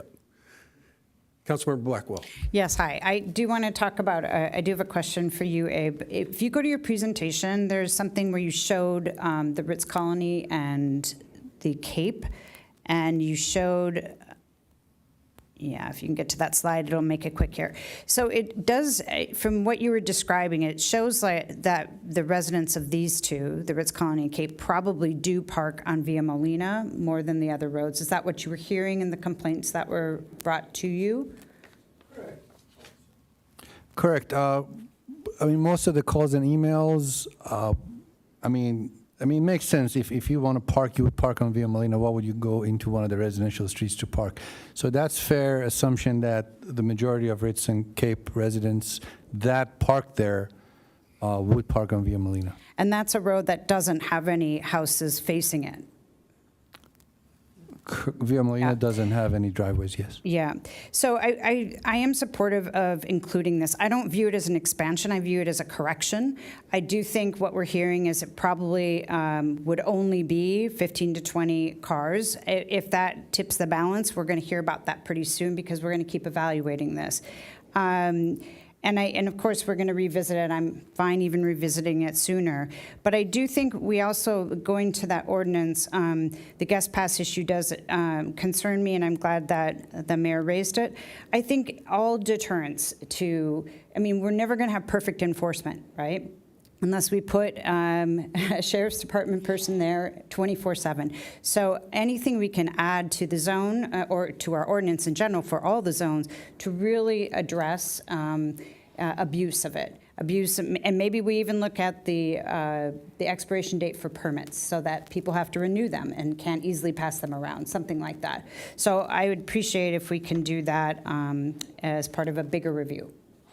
Absolutely. Mayor, I know it's late, but I think I have to say, because of the residents of the city, we have issued around 300 guest passes in that area.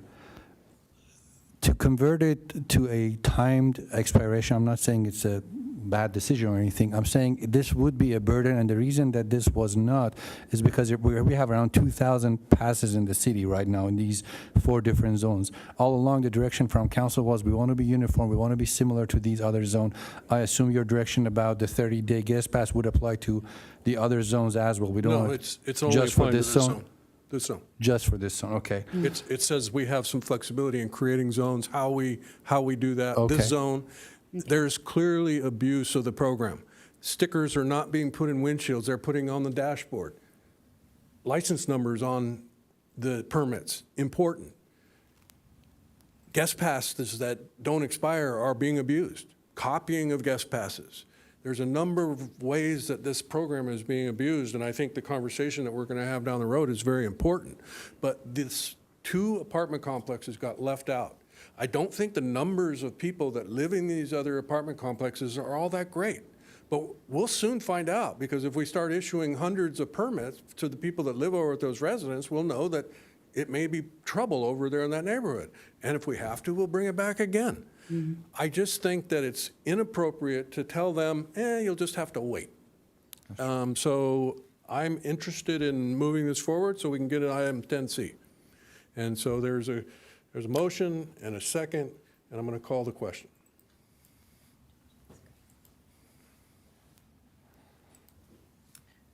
Motion carries with Ayers and Lyons voting no. Okay, thank you very much. One last Appreciate you question, coming Mayor, out. sorry, before we go. Are we revoking the issued ones, so we send letters to the resident, ask them to come back to get a... Visitors? Correct. Yes. So revoking the 300 So I don't know ones. what kind of permit you need with an expiration date on it. I'll leave it up to you guys to figure that No, we'll out. figure it Don't out, okay. revoke what you got out there until you've got an alternative. And I think there are ways that you could do it in PDF format so that you could email them to people, that you know their address, you know their email. I don't know. We'll figure that You part guys can out. figure all those things out. Thank you. On to item 10C, another public hearing.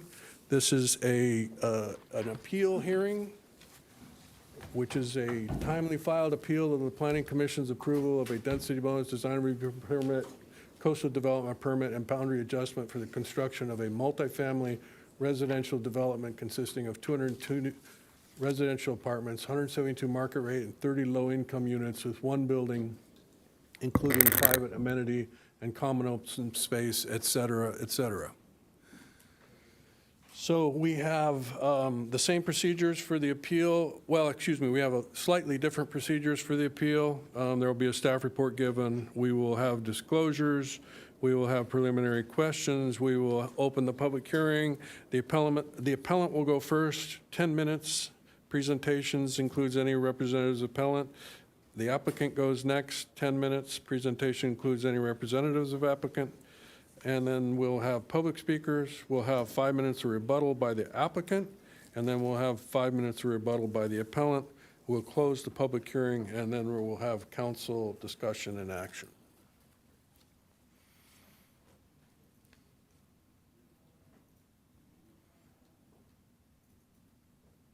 That's your cue, staff. Thank you, Mayor Kranz. Good evening. Good evening, Deputy Mayor Lyons, council members, and members of the public. As you stated, the item before you is a consideration of an appeal for the Planning Commission approval of the Moonlight Apartments project. My name's Katie Innes, and I'll be presenting the staff report. The project is located on the northwest corner of Encinitas Boulevard and Quail Gardens Drive, as pictured here. Thank you.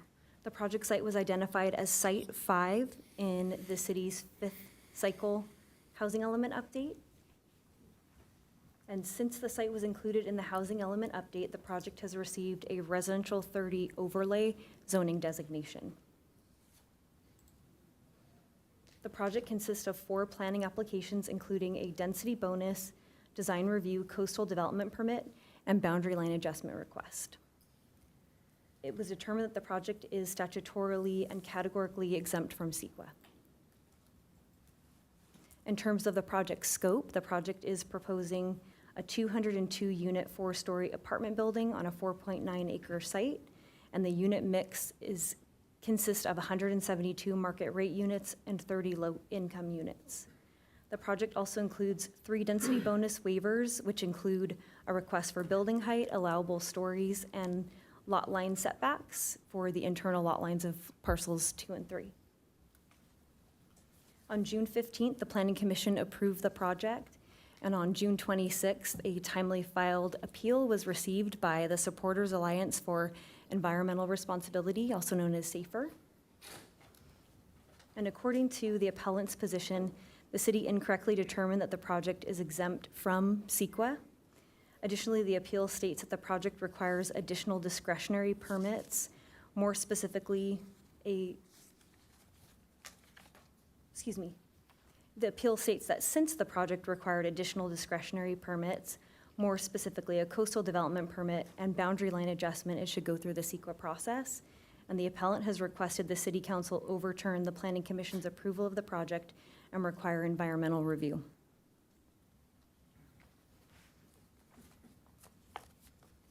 Pursuant to Government Code Section 65759, an environmental assessment was completed for the 5th housing element update, the 5th cycle housing element update, which analyzed the impacts of the R30 overlay zone. And all subsequent housing element projects and applications that staff has received have been reviewed in accordance with the environmental assessment. In October of 2019, the city's housing element update was adopted by the State Department of Housing and Community Development, and subsequently, the California Coastal Commission approved the city's associated local coastal program amendments, which were required due to allowing multifamily residential with the R30 overlay. According to Government Code Section 65583.2, subsections H and I, the projects proposed on housing element sites that provide at least 20% of the units as affordable are by right projects. This Government Code section also indicates that the city may require design review for these projects, but design review does not constitute a project under CEQA. If a project requires a subdivision, it's subject to all laws, including the Subdivision Map Act and CEQA, and the project meets all of these requirements in this Government Code section. Additionally, the city's housing element includes 15 sites. 13 of those sites are within the coastal zone, and the city has previously approved 4 by right housing element projects that included coastal development permits and boundary line adjustments, and all of these projects were processed as by right projects and found to be statutorily exempt from CEQA. Housing element sites that did not meet the by right requirements, as mentioned in the Government Code section, were not exempt from CEQA and completed an environmental impact report. Additionally, the Moonlight Apartment project also completed technical studies to demonstrate compliance with the environmental assessment as well as the applicable general plan policies. And the project has been appropriately conditioned to reduce site-specific environmental impacts that were identified in these technical studies. In terms of subsequent correspondence, staff did receive an appellant letter dated September 1st, 2023, which repeated many of the issues identified in the appeal application and also introduced several new issues. In terms of staff's response, the appeal must be filed by the 10th calendar day following determination. And as part of the appeal application, they would be required to provide each issue and evidence to support the allegations. The last day to file the appeal was June 26th, 2023 at 5 p.m., and the letter submitted on September 1st was not included as part of the initial appeal application and should not be considered as part of the City Council's decision. In closing, staff is recommending that the City Council adopt Resolution 2023-99, denying the appeal and affirming the June 15th Planning Commission decision. That concludes the staff report presentation, and we're happy to answer any questions. Thank you very much. And we will now go to disclosures. Councilmember Blackwell. Nothing to disclose. Nothing to disclose. Nothing to disclose. Nothing to disclose. I have nothing to disclose. So are there any preliminary questions? No preliminary questions, so we will now open the public hearing, and we will have the appellant go first.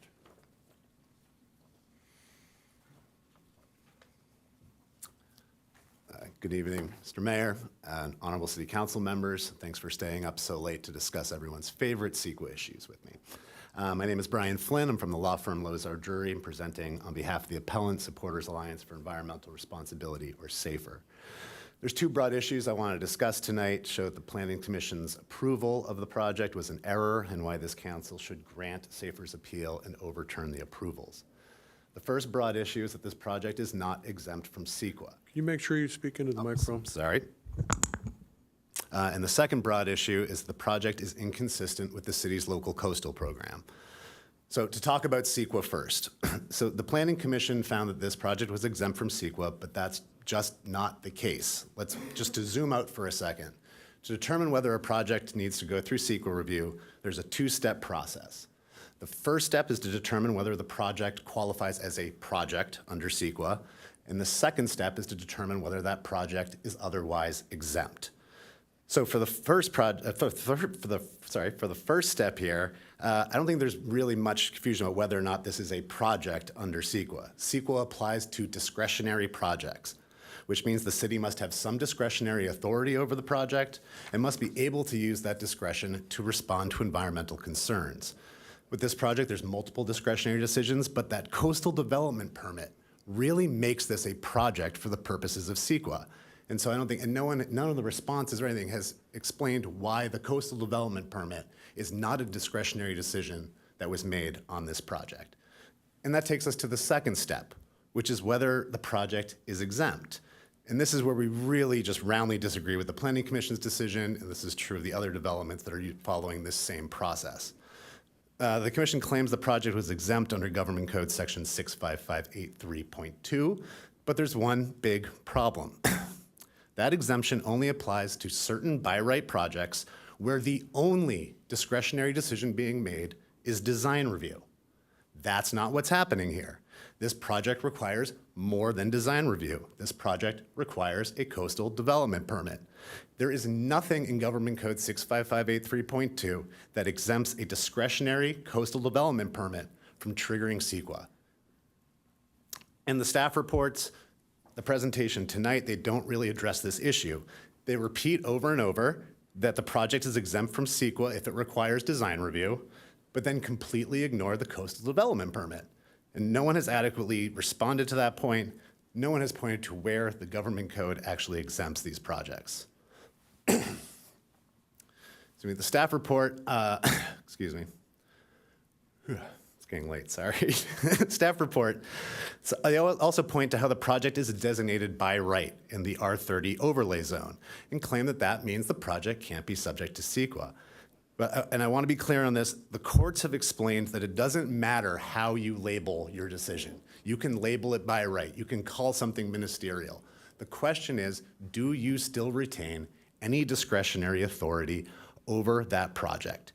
And if you look at the zoning code and you look at the R30 overlay zone, this is section 30.09.010, note 35, use by right, quote, use by right does not exempt projects from design review or the requirements of the California Coastal Act. In other words, even if we've labeled this as a by right project, it's not exempt from the Coastal Act. Because the project's in the coastal zone, it requires a coastal development permit under the Coastal Act. That coastal development permit is a discretionary decision that triggers CEQA regardless of the by right label. So what this means, regardless of the label, this project requires the coastal development permit. That permit is a discretionary decision that triggers CEQA. The government code relied on by the Planning Commission would only exempt the project if the only decision were design review. That's not the case. So there's no CEQA exemption under Government Code 65583.2, and the Planning Commission erred in deciding otherwise. So this project needs to undergo CEQA review to ensure that all of the impacts are properly disclosed, analyzed, and mitigated to the extent feasible. So for that reason, Safer hopes that you'll grant the appeal and overturn the approvals to ensure the proper CEQA review is conducted prior to moving forward. And that brings me to the second issue, broad issue, which is inconsistencies with the local coastal program. I know there's objections to considering this issue.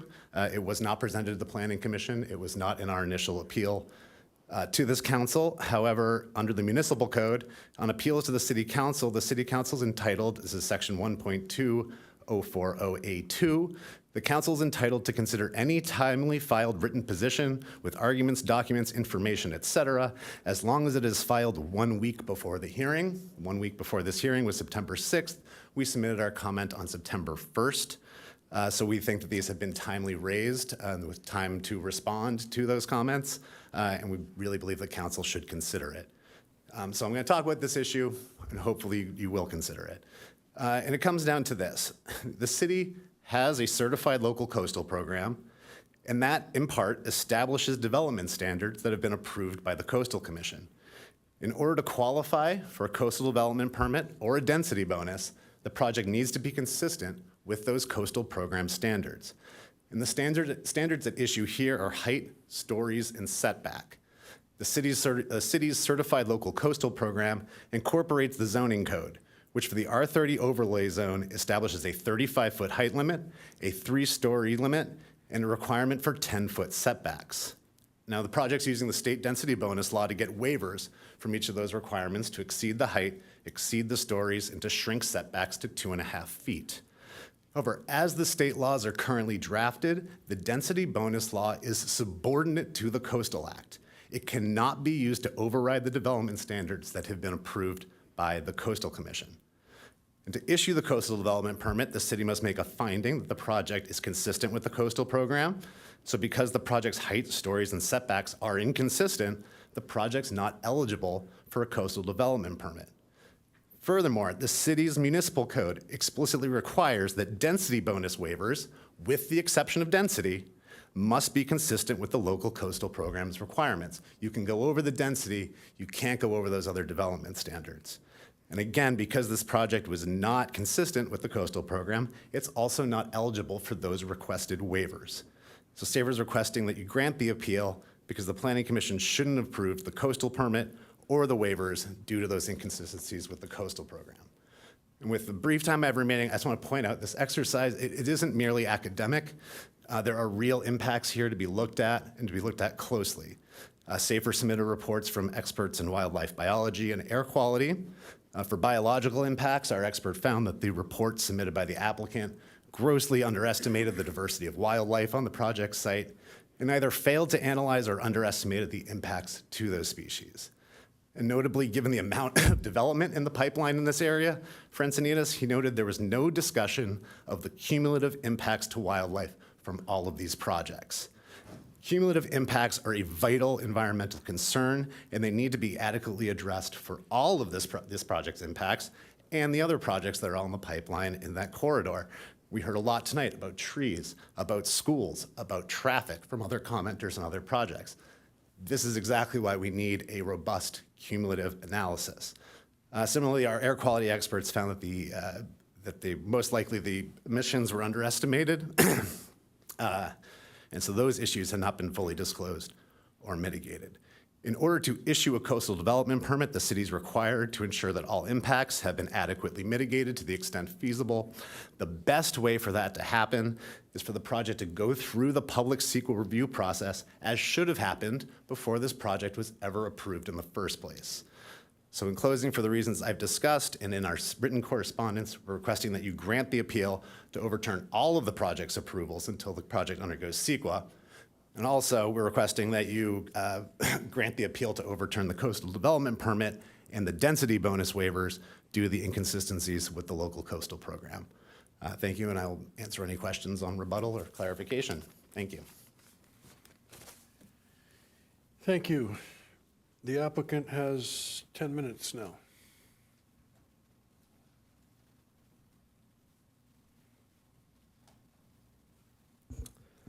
Thank you, Council. My name is Rick Price. I represent the applicant. I'm with Raintree Partners. Raintree Partners is a long-term investor and developer of for-rent housing and mixed-use communities throughout California, with a focus on many coastal communities like Encinitas. As a long-term owner and operator of our properties, we maintain ongoing involvement in the communities in which we develop. We have not sold a property in our 15-year history. Also, most of our employees reside here in North County or South Orange County. The Moonlight Apartments consist of 202 for-rent apartment homes, including the 30 affordable units to low-income housing households, and fills a much-needed shortage of housing in Encinitas. We had a big focus on outreach in our project. Early on, we held 2 CPPs. We met with many neighbors. We took a very proactive approach to respond to their concerns with a thoughtful design. And as a result of this, our project received 18 letters of support from the community. Many community members that are within walking distance of our site submitted these letters. We also spent over 2 years going through a detailed review process with city staff to ensure the project was well prepared for Planning Commission. And the end result of that was that the project was approved unanimously by Planning Commission in June. This housing project directly benefits renters of both market rate and affordable housing in Encinitas.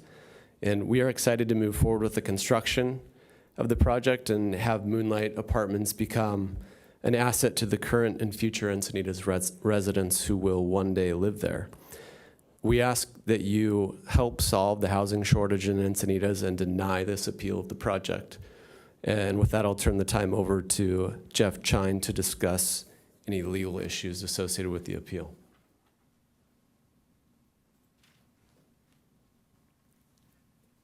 Good evening, Mr. Mayor, members of the council. My name is Jeff Chine. I'm a land use lawyer here in town. First, we fully support the staff's recommendation and their rationale, and that of your city attorney as well. To be blunt, the appeal effectively says that your housing element and zoning code are invalid. HCD and the Coastal Commission both approved these documents. Critical to these documents is the by right component that staff has described. The projects that you've approved up to now within the R30 zone have all been by right projects. So at this point in time, for somebody to suggest that your housing element and your zoning don't mean what they say, and that by right projects in fact require CEQA review, I can tell you what would happen. Your phone would ring tomorrow, or you would receive a letter overnight from HCD telling you that they disagree strongly, and as they have in the past, they've threatened to rescind housing elements from cities that didn't strictly comply with these by right elements. That's the only issue in this appeal. That's it. Everything else council addressed is outside of their appeal.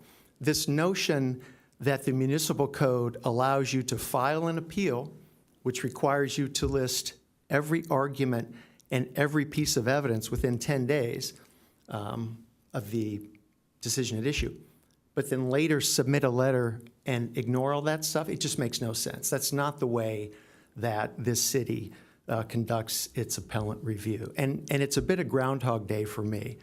I represent developers. This organization, SAFER, is a law firm. It's a law firm from San Francisco that represents labor groups. They filed dozens of appeals in the San Diego region. They do that to gain leverage on labor issues, to get project labor agreements. This idea that you can, I call it sandbagging, to come in tonight and say that we have biology issues or we have air quality issues or we're not in compliance with the local coastal program.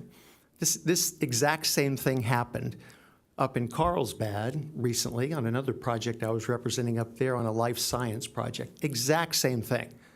They filed an appeal with one issue, and then they submit a late letter with additional issues, and then typically they apologize. He's not going to apologize tonight, it sounds like. This is disrespectful of you. It's disrespectful of your process. It wastes your time. It wastes staff's time. And I find it to be just an unprofessional and deplorable tactic. But this is what we're facing now. We're available to answer any questions. We support the staff's recommendation, and we thank you for your time. Thank you. And we now move on to public speakers. Let's see, I do not see Glenn Johnson. Jane Hendricks is no longer here, so James Gwilliam. I wanted to stick around. I spoke earlier. I live on Quill Gardens Drive. I feel like I'd be a hypocrite if I was urging you to place density near transit, near goods and services, and not support this project. Even though it's down the street from my house, it's part of that over 1,000 additional households that everyone in my community is concerned about. This is the right place for the density. And I participated in the housing element efforts. I know that was a huge lift. Everyone was trying to figure out where we could get those units. And I become frustrated when I see tactics like this, and I know it just drives up the cost of housing when there are challenges like this from a CEQA perspective, and that's not what we need. We need we need solutions, and I think the decision that the Planning Commission made, the recommendation, is the right one, and just wanted to offer that support as a resident and someone who lives nearby. So, thanks. Thank you for that. We are now on to 5 minutes of rebuttal by the applicant. 5 minutes of rebuttal, no thank you. We are on to 5 minutes of rebuttal by the appellant.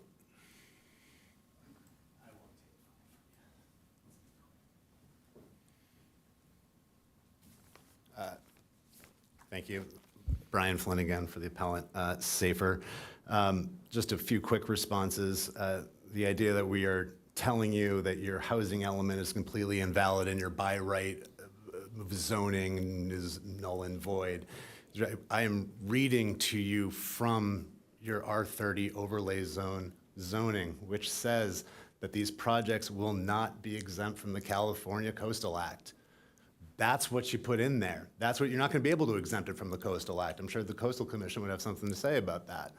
So just, that is in there. It's not us tearing you apart or finding some loophole. It's what's written in there. You have a project in the coastal zone. It requires a coastal development permit. There's no exemption from CEQA for that. In terms of, for the sort of late submission of something, I'm sorry, again, we were told that we could submit information, documents, all sorts of stuff up until 1 week before the hearing. We got it in before 1 week before the hearing. I apologize if that was too late. I really do. I will apologize tonight for that then, just to say that. But also it's written into, there's the initial appeal that gets filed, and then there's a whole part where other people can then submit information and documents and positions on stuff a week before. So also, it's unclear to me how what we did, I could have had another member of the public submit the same thing, and then that would be valid for you to consider. If someone else was here at the podium saying those issues tonight from the public, would you not be allowed to consider them at all? Would they be bound only by the things I wrote in my appeal initially? So I think you should consider the local coastal permit thing. And then just lastly, just to clarify for the record, Safer is not a law firm. I am a lawyer. I am not a member of Safer. I represent Safer. I am not a labor attorney. I'm an environmental attorney. I do CEQA cases. I do Clean Water Act cases. I do Prop 65 cases. I do Endangered Species Act cases. So this is not just some labor front. This is trying to get a project in the coastal zone to go through the environmental review that the state requires. Thank you.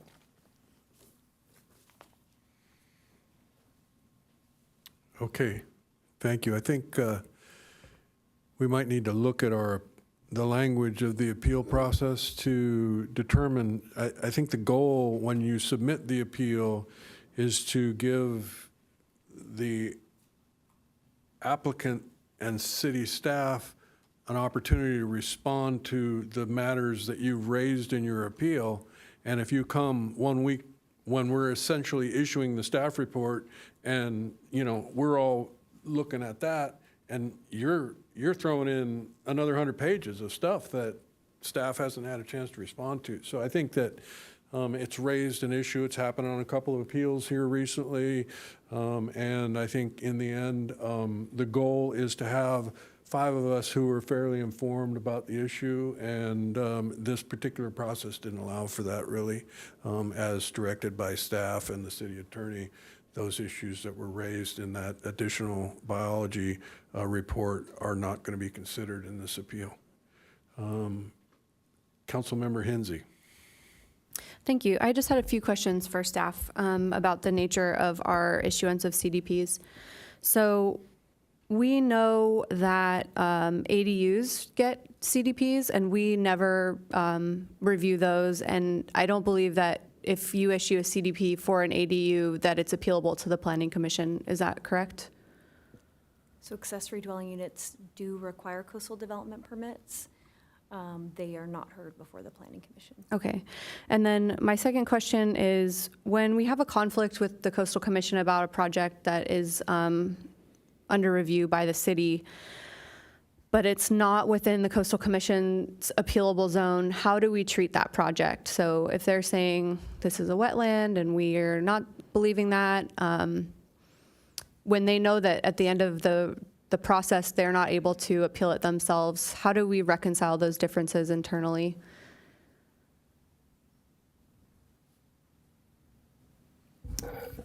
So we have our own adopted standards and policies within our general plan and our municipal code that define what wetlands are. And so as long as we're going by those, then we're consistent with our local coastal program. Does that answer your question? Somewhat. I mean, I think what we're finding in the course of these by right projects that are on housing element sites, there are certain issues that are sticky. And I think that most of the projects that are appealable have gone through the CEQA process and received an EIR. And so that's not what is being disputed tonight. I think I was just more curious about the internal workings of that, but I understand there is a certain amount of black box that goes on between our staff and the Coastal Commission that sometimes we're not privy to here by the time that we're getting a staff recommendation. But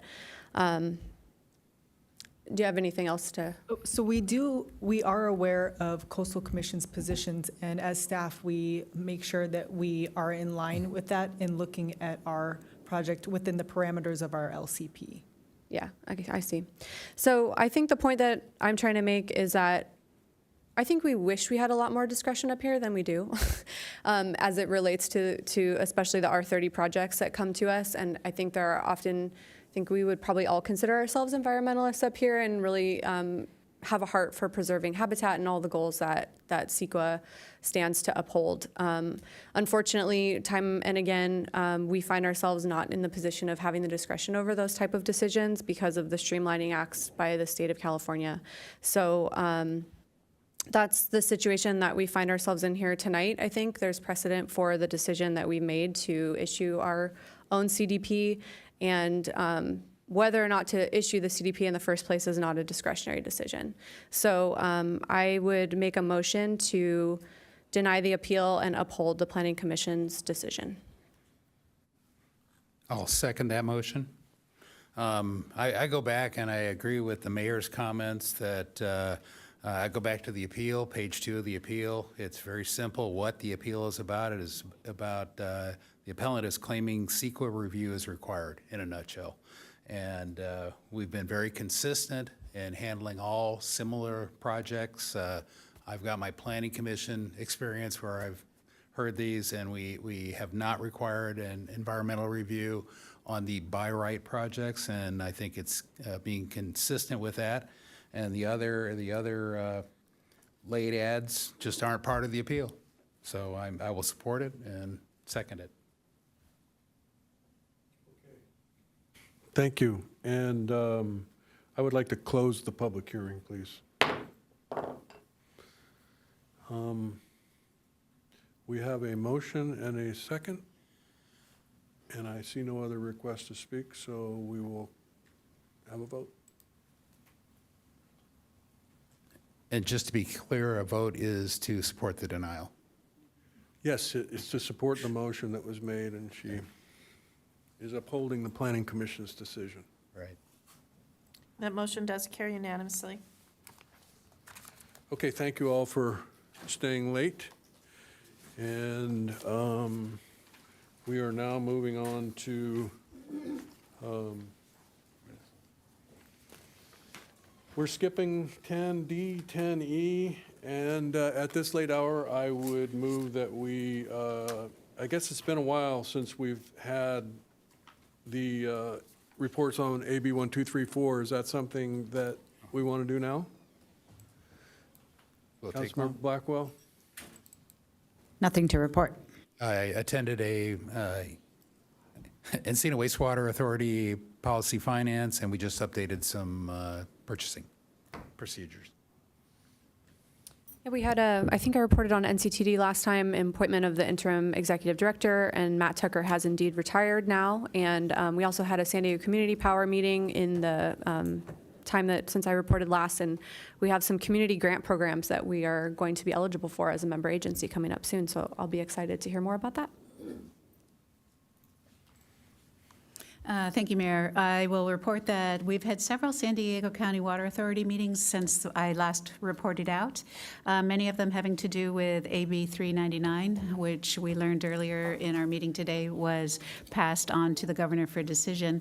Very important element that the Water Authority, that will impact the Water Authority in some important ways. Associated with that, we've been doing strategic planning to really set direction for this next year, and we will continue to do strategic planning to kind of manage how we evolve and some potential changes. I do want to also report I was authorized to participate in the Oceanside Sand Nourishment and Retention Pilot Project. There was a presentation that the three consultants presented a few weeks ago. I've asked our city manager to send the link to that information to everyone on city council so that you can look at that yourself. And there's a feedback form and also a recording of the presentation of the three options. The next step will be for each of the teams to present more refined projects or proposals and also address coastal resilience. And then Sandag Habitat Conservation Task Force, we will be presenting at the Regional Planning Committee, a joint committee in January, which will be a really important opportunity for the Habitat Conservation Task Force to help to build some advocacy for future funding. And also look for the teaming of the Natural History Museum and Sandag for some promotional materials called Earth Year to help highlight what's important about habitat conservation across the whole region for improved quality of life. Thank you for allowing me to say all that. Okay, thank you. And Sandag's took August off essentially. I'm not sure I had the opportunity to report that the Executive Director of Sandag, Hassan Akrada, also has stepped down. He is going to be staying through the rest of the year.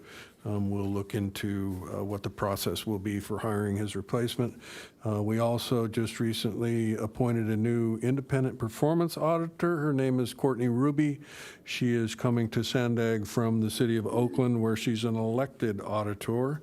And she is well regarded and highly qualified, and I'm looking forward to her taking her position.